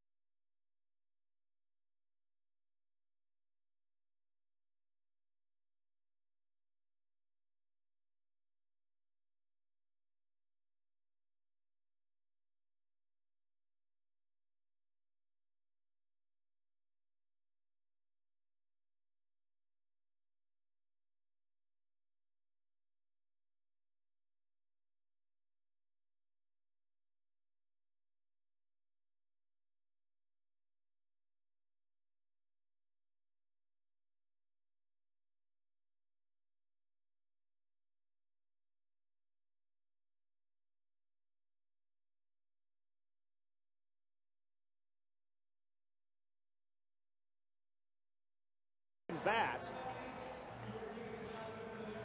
And as he walks off, looks like he's not moving that arm very much. Now let's take another look here, and that bat, that's deadly. You can see him, he was keeping his eye on the baseball going towards Brandon Wood. He didn't even look at the bat. That's around the bicep area. You can see the bat was just shattered.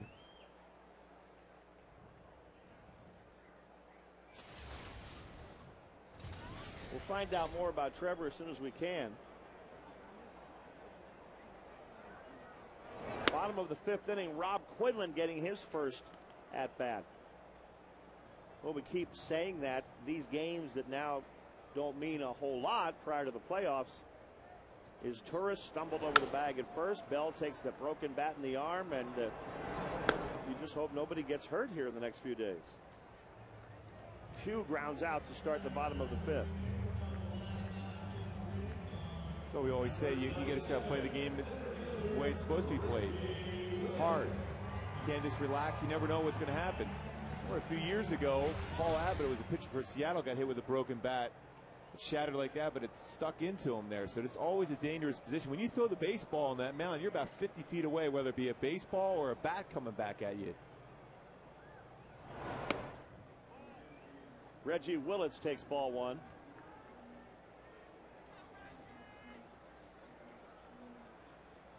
Reggie today 0 for 1 with a sacrifice bunt.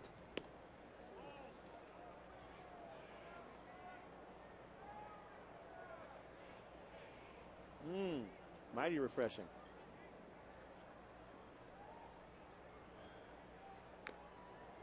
Is there any way, Roy, you could take a timeout and just go down and grab me a slice of pizza? Well, I probably could do that. Youngsters down there are in agreement right now. So many kids here today. There's a big postseason rally coming up after this ball game today.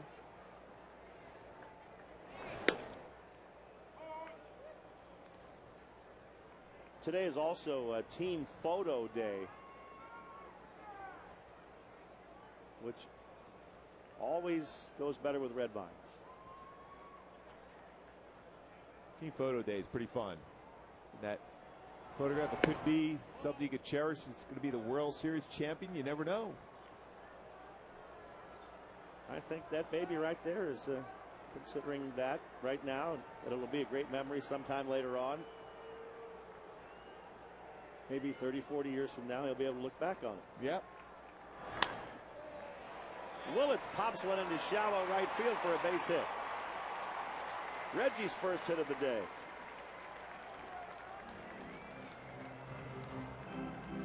No one doesn't look too happy about that hit. He got the ball in on Reggie pretty good right there. He did. A little flare into the outfield. As a pitcher, you're never real happy about that base hit against you when you make a good pitch and he just barely flares it in the outfield. But in reality, in the box scores, it looks like a line drive. Sure. Unless you're the one giving up that flare. But then again, what about the next guy who hits a rope to the wall for an out? You just feel like, oh, well, that's an out, right? That's why outfielder's there. That's why I brought a glove with him. Bobby Wilson up there now.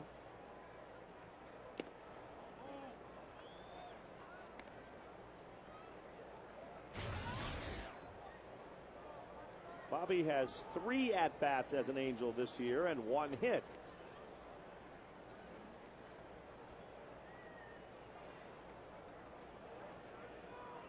There goes Willits. Wilson taps it back toward Kinsler, and he gets the out at first base.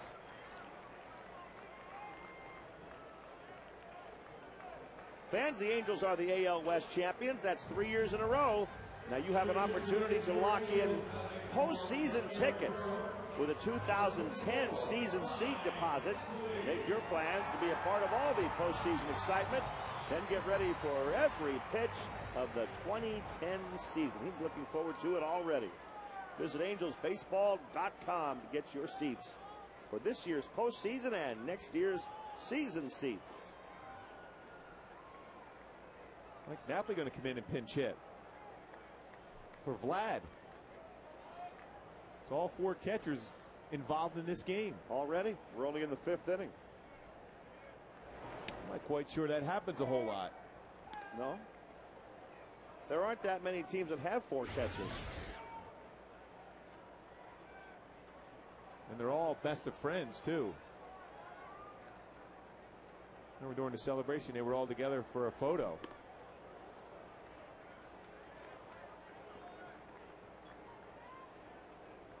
Ryan Buddy sitting on the bench now, catching like Napoli in that DH position.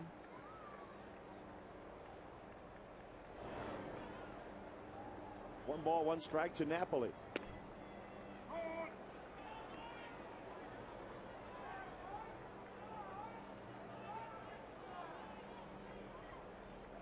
Jeff Mathis started the game just a few days ago. Wasn't feeling real good. He had strep throat.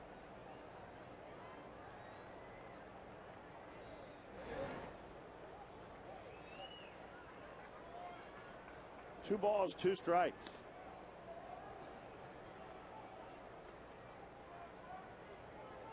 Reggie Willits at second base. Mike Scioscia's already used a lot of the players he has available today.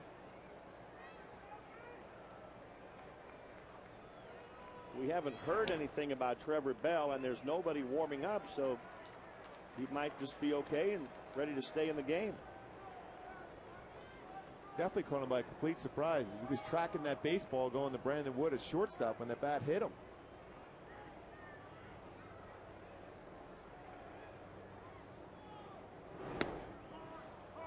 Napoli takes a called third strike.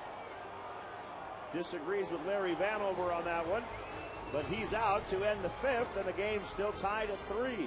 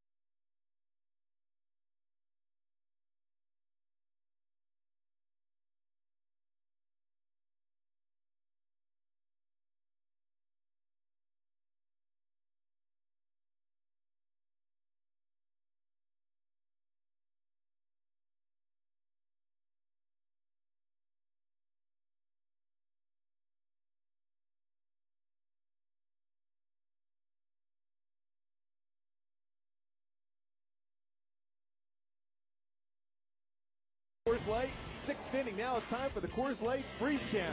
Elevated pitch, Kenyon Morales. The fastball over the plate. Goes oppo for a 2-run shot. That is our Coors Light Freeze Can, brought to you by Frost Brewed Coors Light. 6th inning at the Big A, a 3-3 tie today. Wow, what a swing by Kendry. Just continues to pile up those numbers. So the good news is Trevor Bell's still in the ballgame. Omar Vizquel at the plate.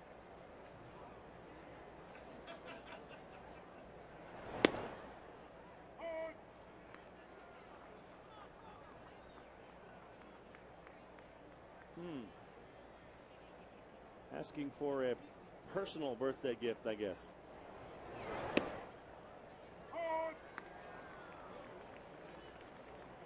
One ball, 2 strikes to Omar Vizquel.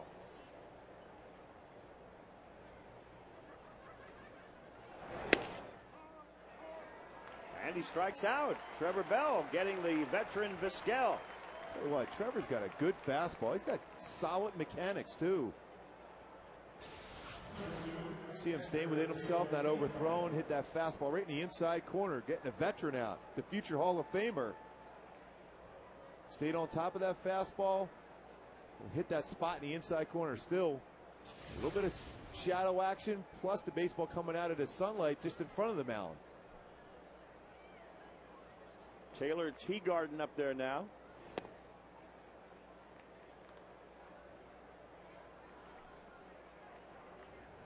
One and 0 to Taylor Teagarden.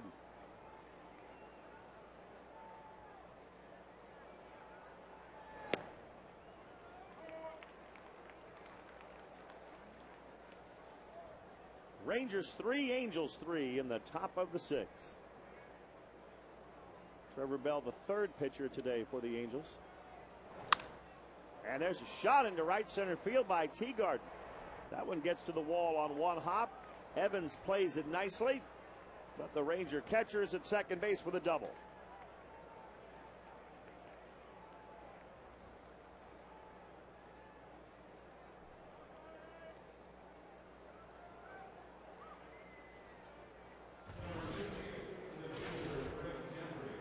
Craig Gentry coming up now.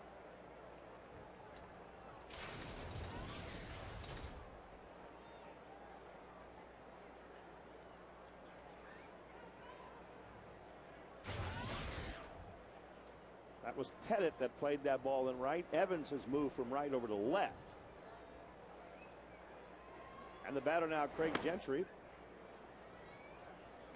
rookie center fielder for Texas. He's getting a chance to play because Marlon Byrd hurt his leg the other night. So Gentry, even though he was here already, playing a lot more than he probably thought he would in this series.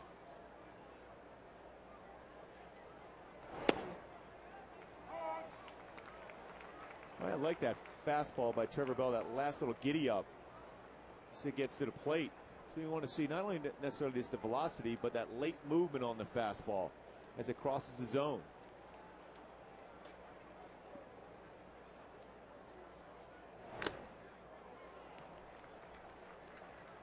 One ball, two strikes to Gentry. Ryan gets that foul ball right off the face mask. Now see if Trevor will come in with a breaking pitch now ahead of the count 1-2.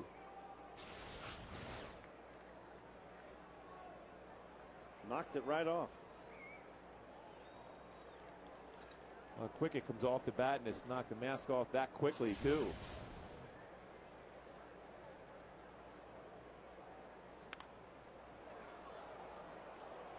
Still 1-2 to Gentry.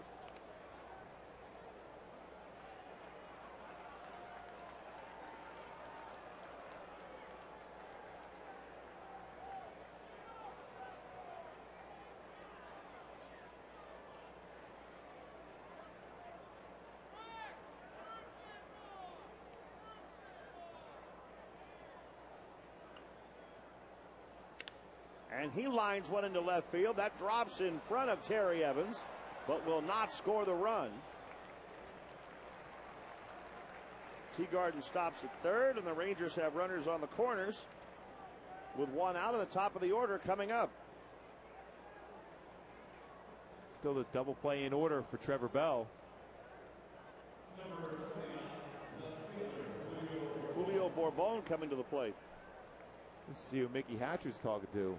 Usually when they get into that phone line, they're going up talking to the bullpen. And there's nobody down there in the bullpen. That's a different phone. It's the Hatch hotline.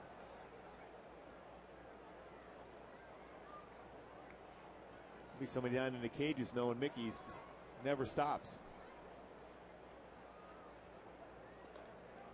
Orlando Mercado usually going to answer that phone down in the bullpen, but Mickey must have been maybe talking down to somebody in the cages hitting. These guys just never stop. It's amazing. Always in the cages, hitting off the tee, soft tossing.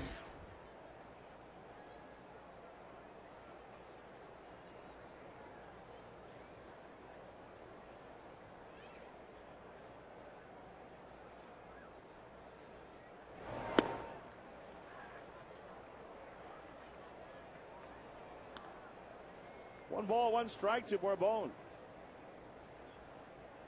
The battery made here of Buddy Bell today. Ryan Buddy, Trevor Bell throwing to him. The old football player for the Chiefs.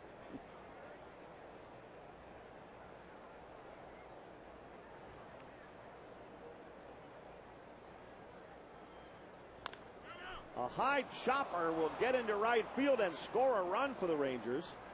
Teagarden's in from third, and Texas leads 4-3. Not much Bobby Wilson could do on that one. That high chopper off the bat of Bourbon. So a couple choppers, one over third base early in this game too. That's a tough thing. When you make a good pitch, get a ground ball, but there's nothing you can do about it when it hits that hard surface in front of the plate.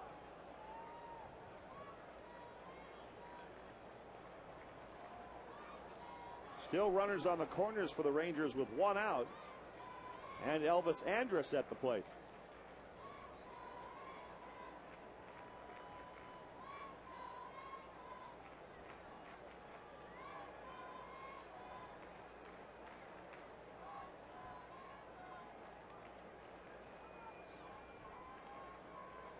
Elvis Andrus 1 for 3 today. Singled in the third inning.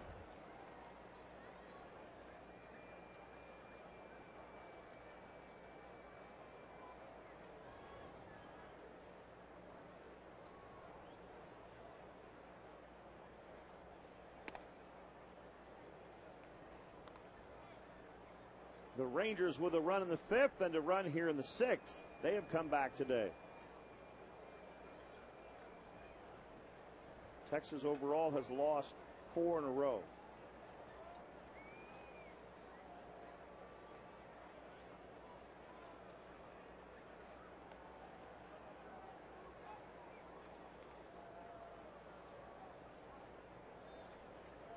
One ball, no strikes to Elvis.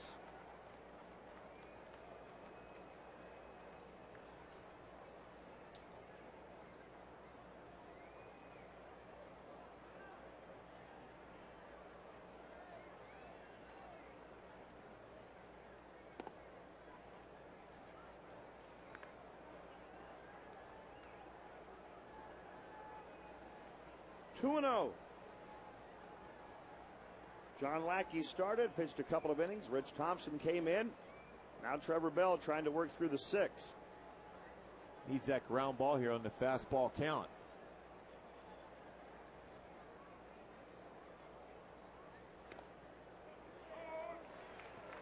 Two and 2.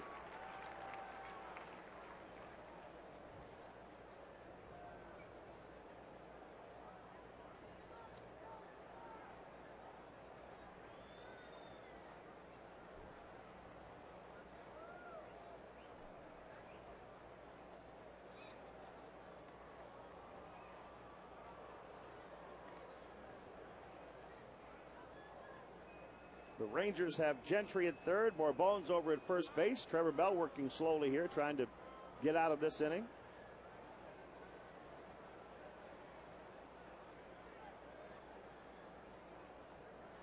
Andrus waits, 2 and 1. 3 and 1.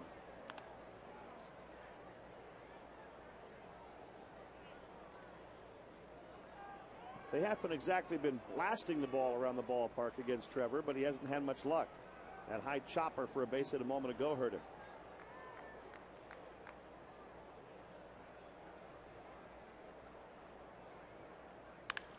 Now there's a line drive right at the left fielder Evans, and Terry can't quite get it.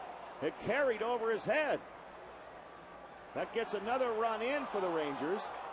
And they have runners at second and third now to go along with a 5-3 lead.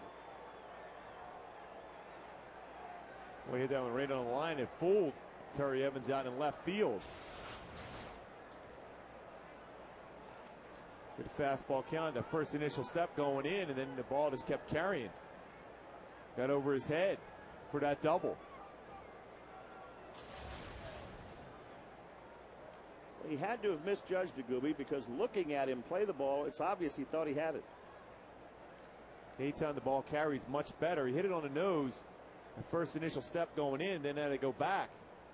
Well, at that point, the ball carried over his head. You know, this might seem like a game that doesn't mean a whole lot, but I guarantee you, Terry Evans just feels terrible right now. That's not the way he wanted to impress his manager.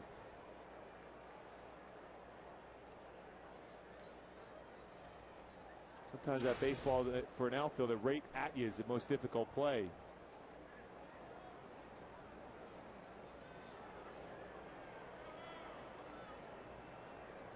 Now David Murphy. And it looks like they'll walk him intentionally. This will load the bases.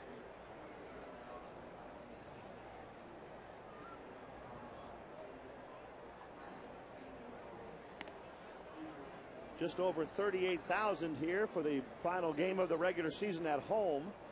The Angels still have a 3-game series in Oakland coming up starting tomorrow. And in that 3-game series against the A's, the Angels are pitching Weaver, Casimir, and Saunders. Will it be similar to today, just a few innings here and there? I think that's what you're going to see. They might stretch him out a little bit longer. The bottom line is to be able to get that feel for the mound in game conditions, whether it's in a major league game or in a simulated type atmosphere.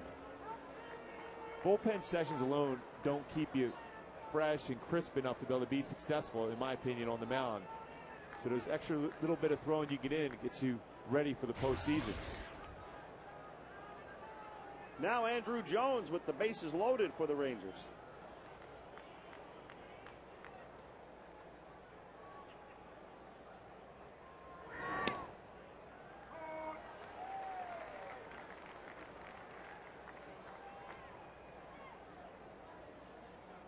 Andrew has struck out twice.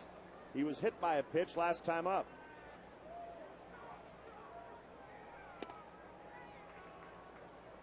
One and one. Bases loaded, one out in the sixth. Texas has already scored twice in the inning.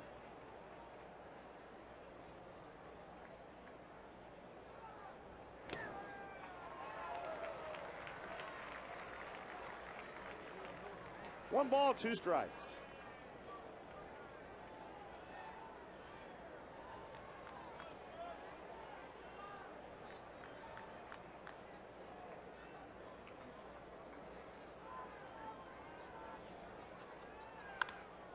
Fly ball center field. Reggie Willits will go back and catch it, but it will score a run for the Rangers on the sac fly.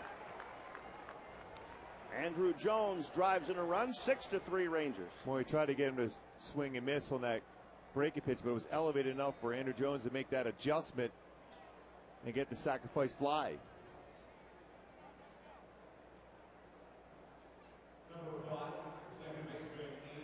All three runners moved up on that one.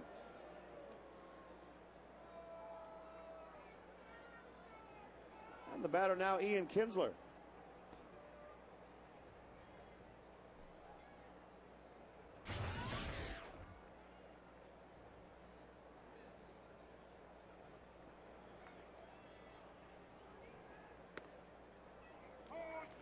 Kinsler takes strike one.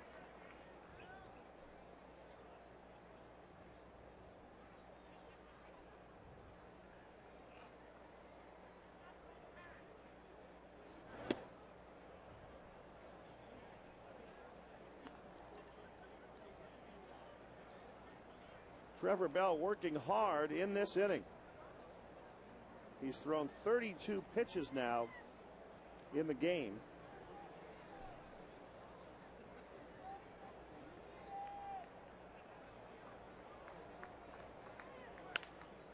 Slowly hit to shortstop. Wood juggles it and then cannot make the play. Another run scores. So we're seeing some of the youth on display in this ball game, and it's now 7-3 Rangers. That's small consolation to Trevor Bell, though, who has given up a high chopper for an RBI. A line drive right at somebody, and now a ground ball to the shortstop. Baseball just came up on Brandon and tried to rush his throw and got it thrown high to Bobby Wilson at first base. It has been a tough inning for Trevor. He could have been easily out. He had to get 5 or 6 outs in this inning. First and third with 2 out, and Chris Davis up there.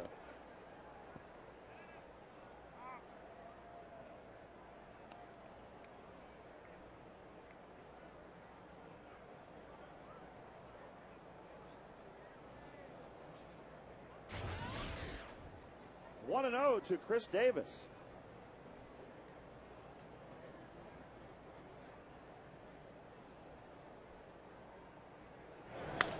And there's a shot into right field, so there's a clean hit. That drives in another run. And Texas having a very big inning now, leading it 8-3.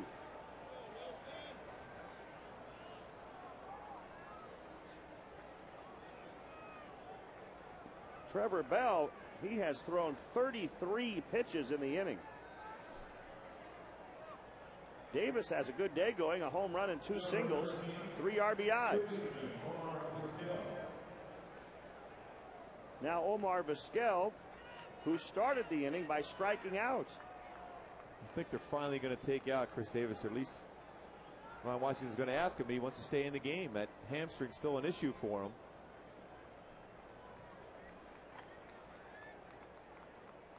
Well, he probably feels, hey, I have 3 hits today. Might as well go for 4.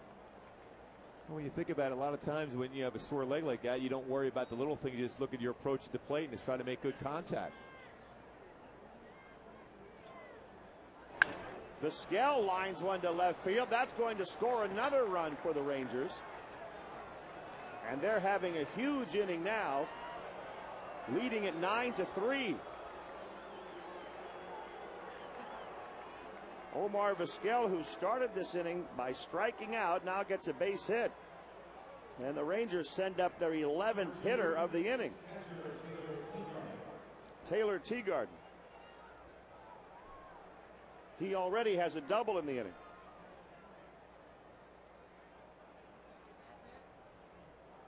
Boy, tough situation for Trevor, but this is an opportunity to be able to show your manager you can gut your way through this and get out of this inning. Hasn't been easy for him. He's made some pretty quality pitches, but hasn't got the results he wanted. The Rangers have scored 6 in the 6th.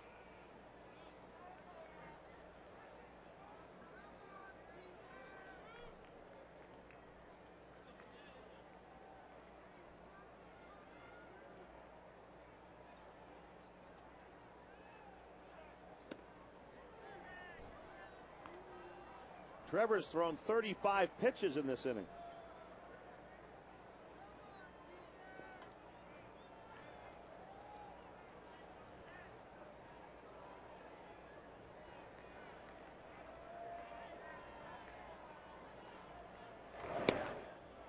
He threw that one past Teagarden.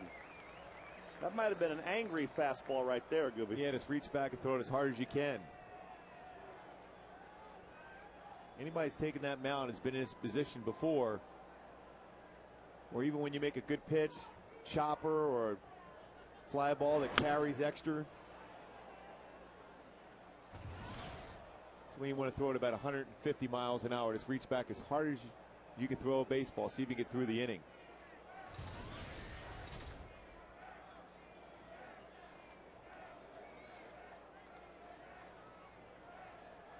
Two balls, 2 strikes to Teagarden.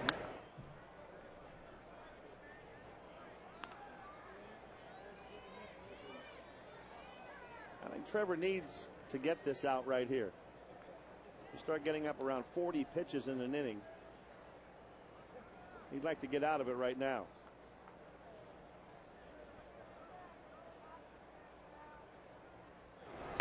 And does by striking him out.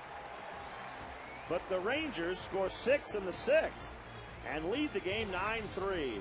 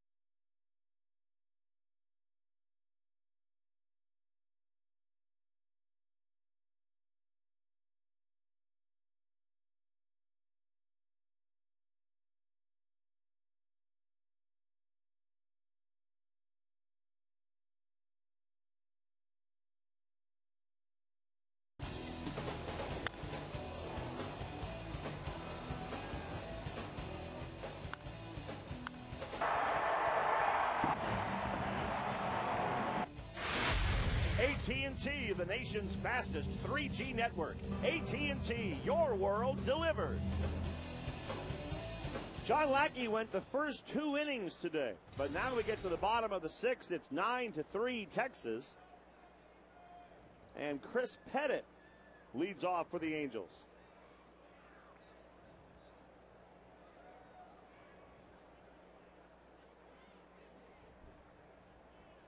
"40 pitches, 2 innings for Lackey today. Tomorrow, Jared Weaver.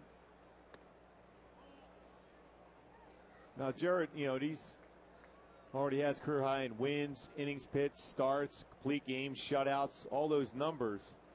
So definitely Mike Butcher will keep an eye on as far as how many pitches he's going to throw in that game. Jarrett's 15-8. And it'll be his last shot to go 16-8. So if he's cruising, you would think they'd let him go 5 innings maybe. Scott Kazmir Saturday afternoon. Joe Saunders Sunday afternoon.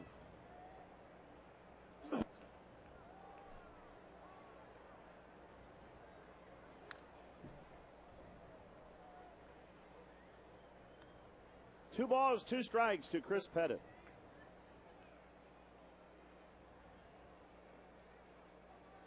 And then a few days break, which will consist of workouts. And there are certain things they have to do media-wise also before the playoffs start.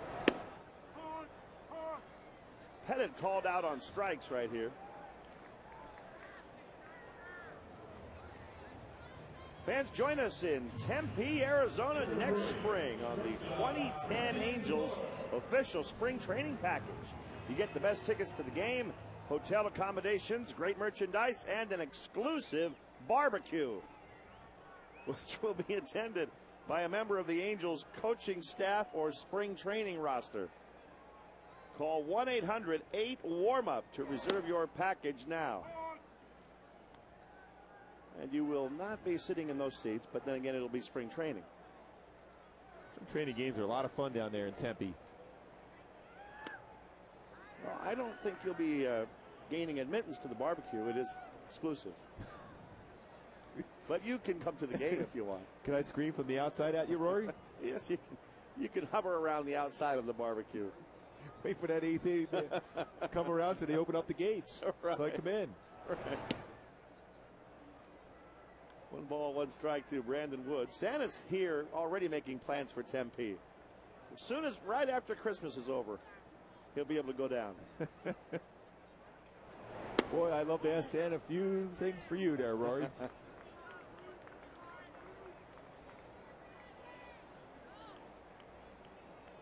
3-1 to Brandon Wood.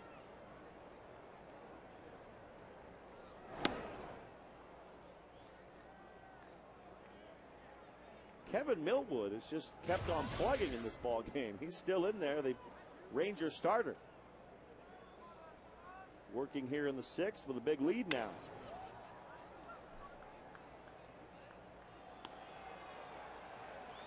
One thing about the postseason rally coming up after the game, shoes are optional.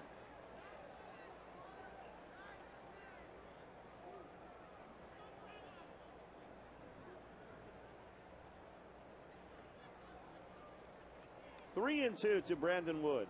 I'm just looking forward to the rally. See you in all red when you run down there to the field, Rory. It's just going to be a pleasure to see that. Woody fouls another one back. I appreciate the way you keep an eye on all of my comings and goings. Well, it's difficult at times, especially when the cruise is around and you're swimming next to the cruise liner.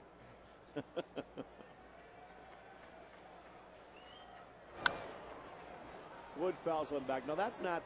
When you hear a gasp from everybody else on the cabin, on the deck, you'll know that I'm in the water. I think she's thinking the same thing. I can't wait to see Rory go by the cruise liner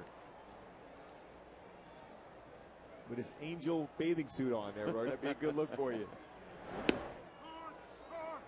Strike 3 called to Brandon Wood. So back-to-back called third strikes for Millwood. Well, the Angels have struck out 5 times against Millwood. All 5 have been looking. You mentioned Vanover wasn't afraid to ring people up today. You know, if you're hitting, Millwood's been hitting that outside corner pretty effectively.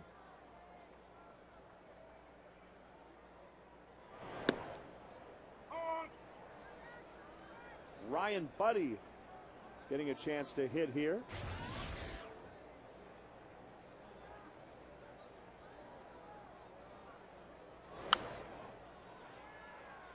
Oh, and 2 to Ryan.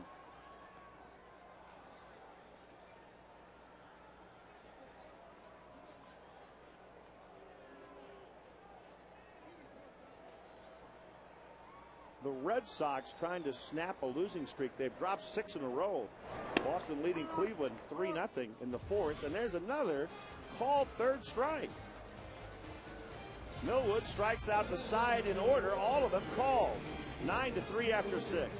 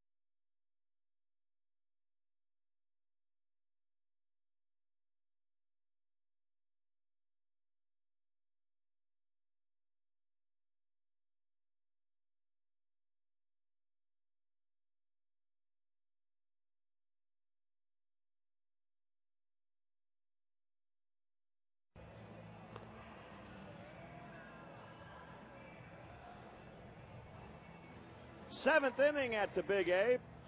Over 38,000 here today. And we're getting fairly close to postseason rally time. We thought it would be around 6 o'clock. The way this game is unfolding, maybe a little after that, as it turns out.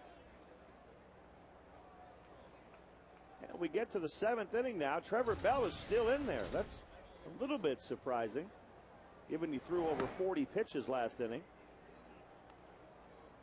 Trevor's been a starter throughout his career in the minor leagues and up here at the big league level, so he's the guy that can stretch out the pitch count for sure. Still no activity down in the bullpen.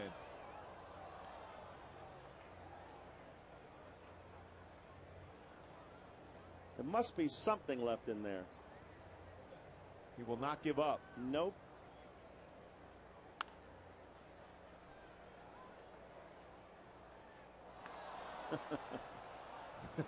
That's a great effort. Well worth it, too.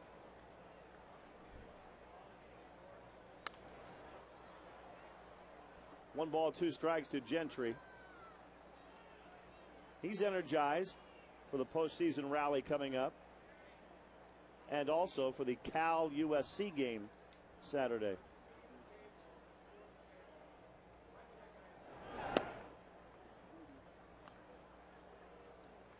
Well, for the Fightins. Fightins clinched the division yet last night, Philadelphia. Did they? Just, I was reading the newspaper, I just glanced by and saw that they clinched that division in the NL East. Just out of curiosity. Rob Quinlan, now he can't field it. So it's kind of coming apart here for the Angels defensively, which is adding to the long day for Trevor Bell.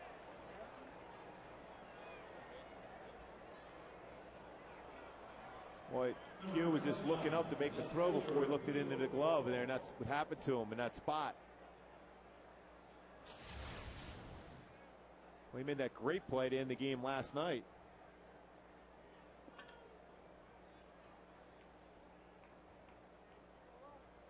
Julio Bourbon.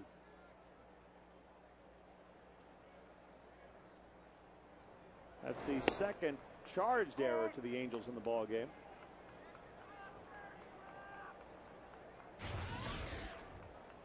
Bourbon has a double and a single today.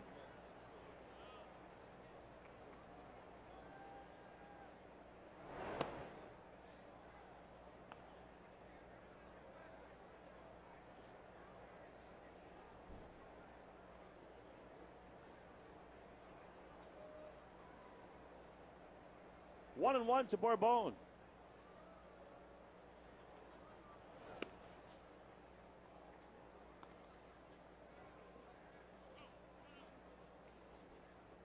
Boy, Trevor could use that ground ball double play right here.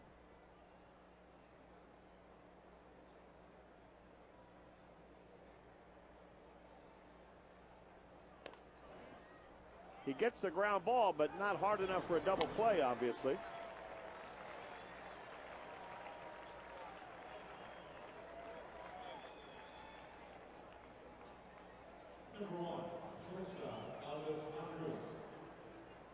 One out with Elvis Andrus coming up. Well, Bell's had a tough day. The first batter he faces was that broken bat that came back and speared him. Turned out he was okay. Then he had that long sixth inning.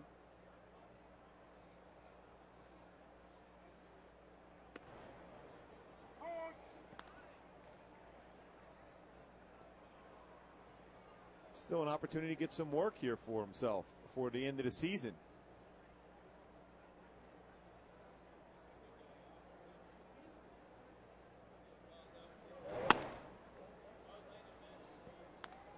Here's what we're talking about. This is the first batter he faced today. Well, at the end of the bat, you see him looking where that baseball was going. It went to Brandon Wood, and the bat hit him around the bicep left side of his body.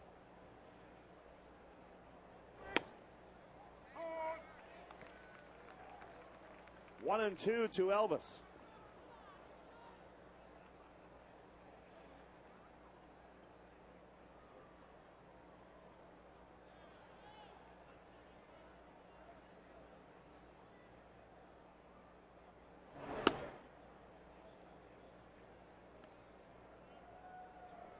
Two balls, two strikes. One out in the top of the seventh. 3 more games left in the regular season. For the Angels, it's a trip to Oakland after the game today to play there Friday, Saturday, and Sunday. They'll face the same trio of pitchers they faced here earlier in the week. Well, you wonder how that field's going to look after some football games played up there in Oakland. Gets chewed up pretty good, that outfield.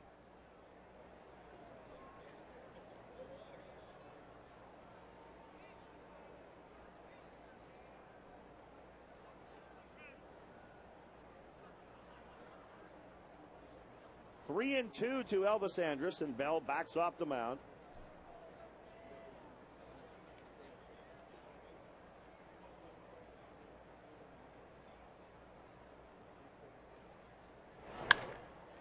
Line drive left field, coming over and making the catch, Terry Evans.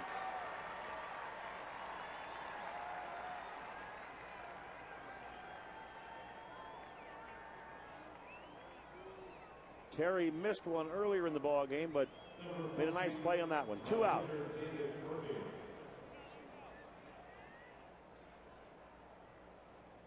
David Murphy coming up.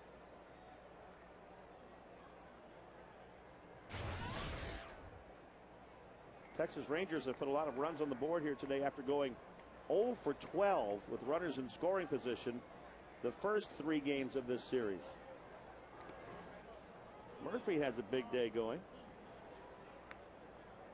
He walked and scored last inning. Had a base hit in the first inning.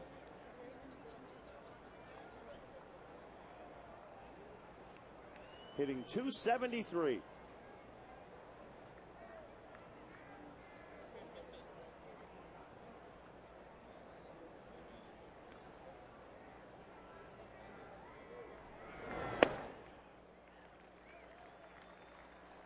Good breaking pitch right there by Trevor Bell.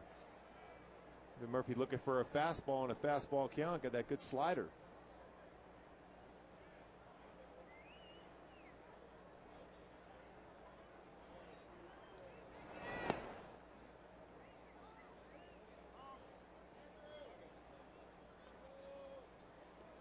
Colorado Rockies won today. They beat Milwaukee 9-2. So they are only 2 games behind the Dodgers. And they play each other this week, and that's going to be a lot of fun. Dodger Stadium, Colorado red hot right now. Dodgers already clinched a playoff spot. Colorado's won 4 in a row. The Dodgers have lost 4 in a row. But the Rockies would have to sweep them. Colorado in too, so you wonder how both managers will play this series. Yeah, they're both in. Colorado with that win today clinched a playoff spot.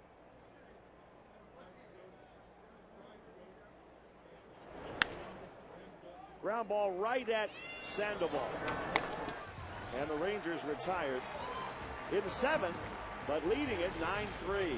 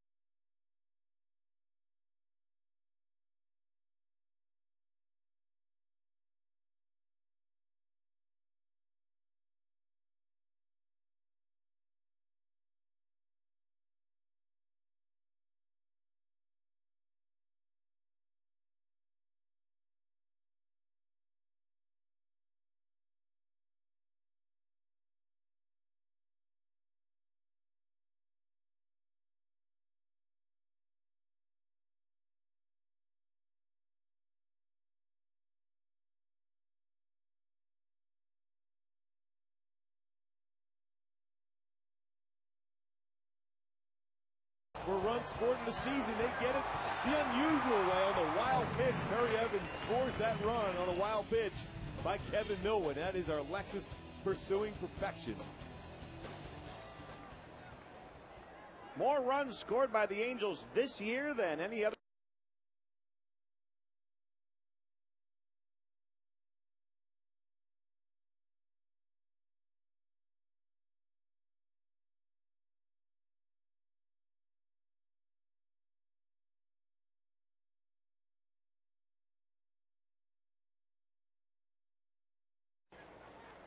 Millwood looking.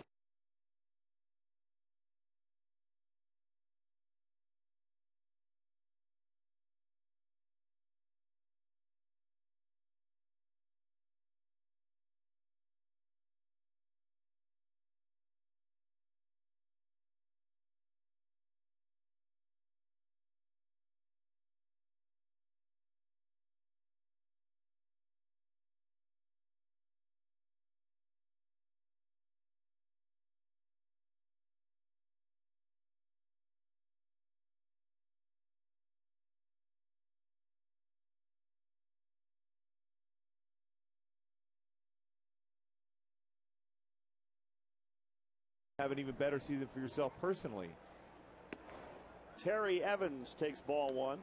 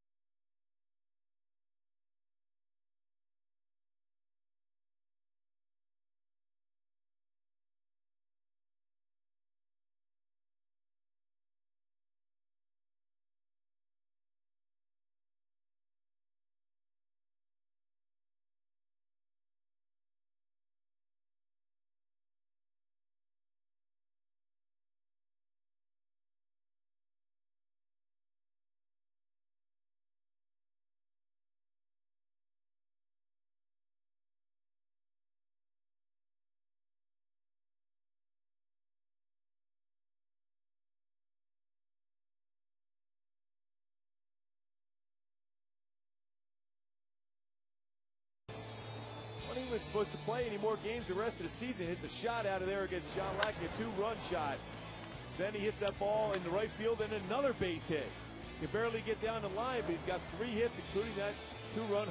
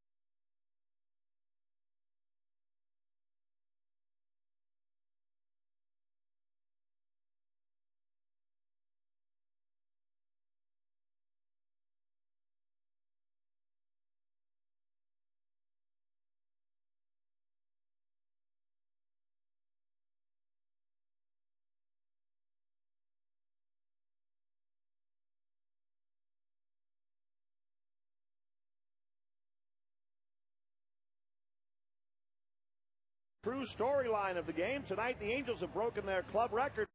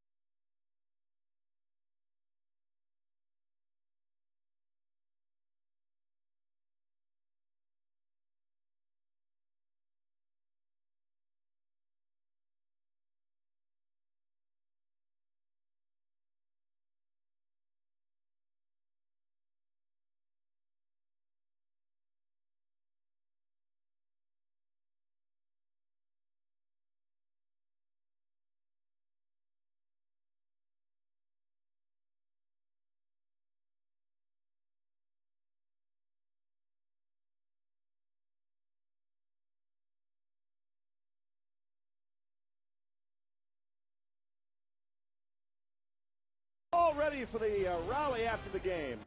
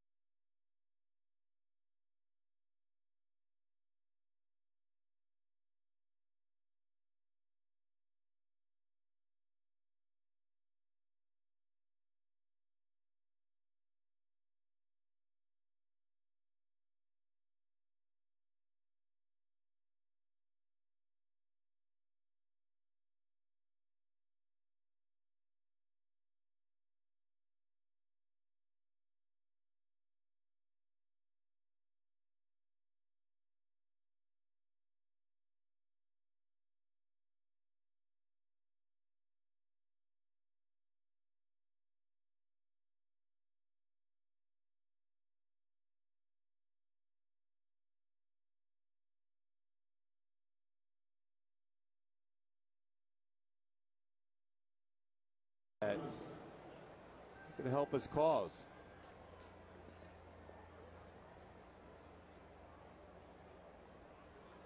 So Butch chatting with him. Elvis Andrus at the plate for Texas. Bases loaded, 1 out. The Rangers haven't scored since they scored 6 in the 6th. The Angels have not scored since the 3rd inning of this game.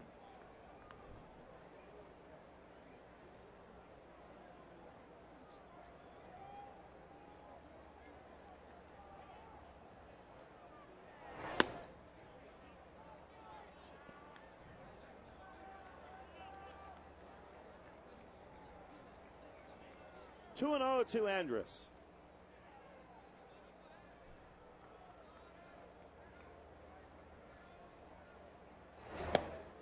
And Arredondo now has missed with 9 consecutive pitches, which gets Soch a little anxious down there. Obviously, they have it set up for who they want to come in the game. They were hoping no one else had to get out. Another 4-pitch walk. And Arredondo even hearing a few boos. 3 straight walks, the last 2 on 4 pitches. Number 14, right fielder David Murphy. The bases are still loaded. And David Murphy, the batter. And the Angels do have to get some activity in the bullpen. And I don't know, Gooby, if you can stay with Arredondo much longer than this. He's not able to throw even 1 strike at the moment. You know, when you start aiming the baseball, it's very difficult to hit the zone. And gets a call right there to a big cheer from the crowd.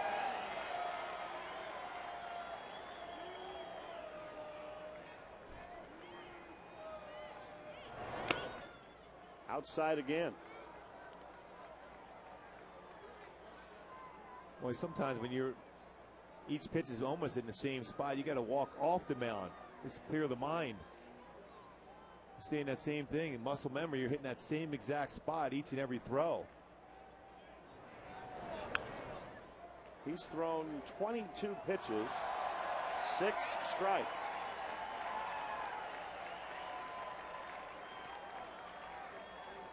Two and 2 to Murphy.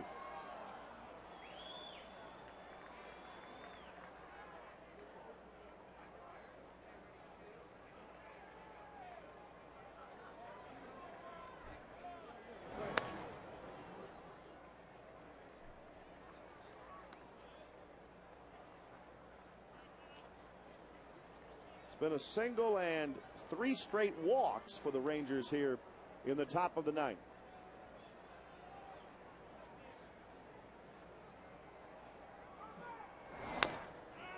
Bouncer to first base, and they'll get 1 out. Another run scores, and that makes it 11-3 Texas.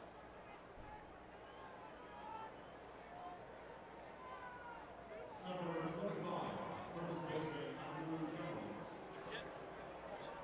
Andrew Jones at the plate for the Rangers.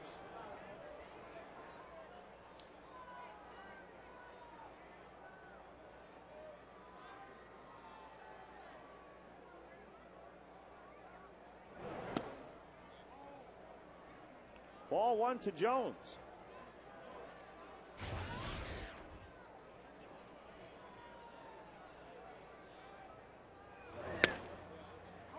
That might be the best pitch he's thrown this inning right there. That was a real good fastball, smooth and easy delivery. Didn't aim that pitch. Trusted his mechanics.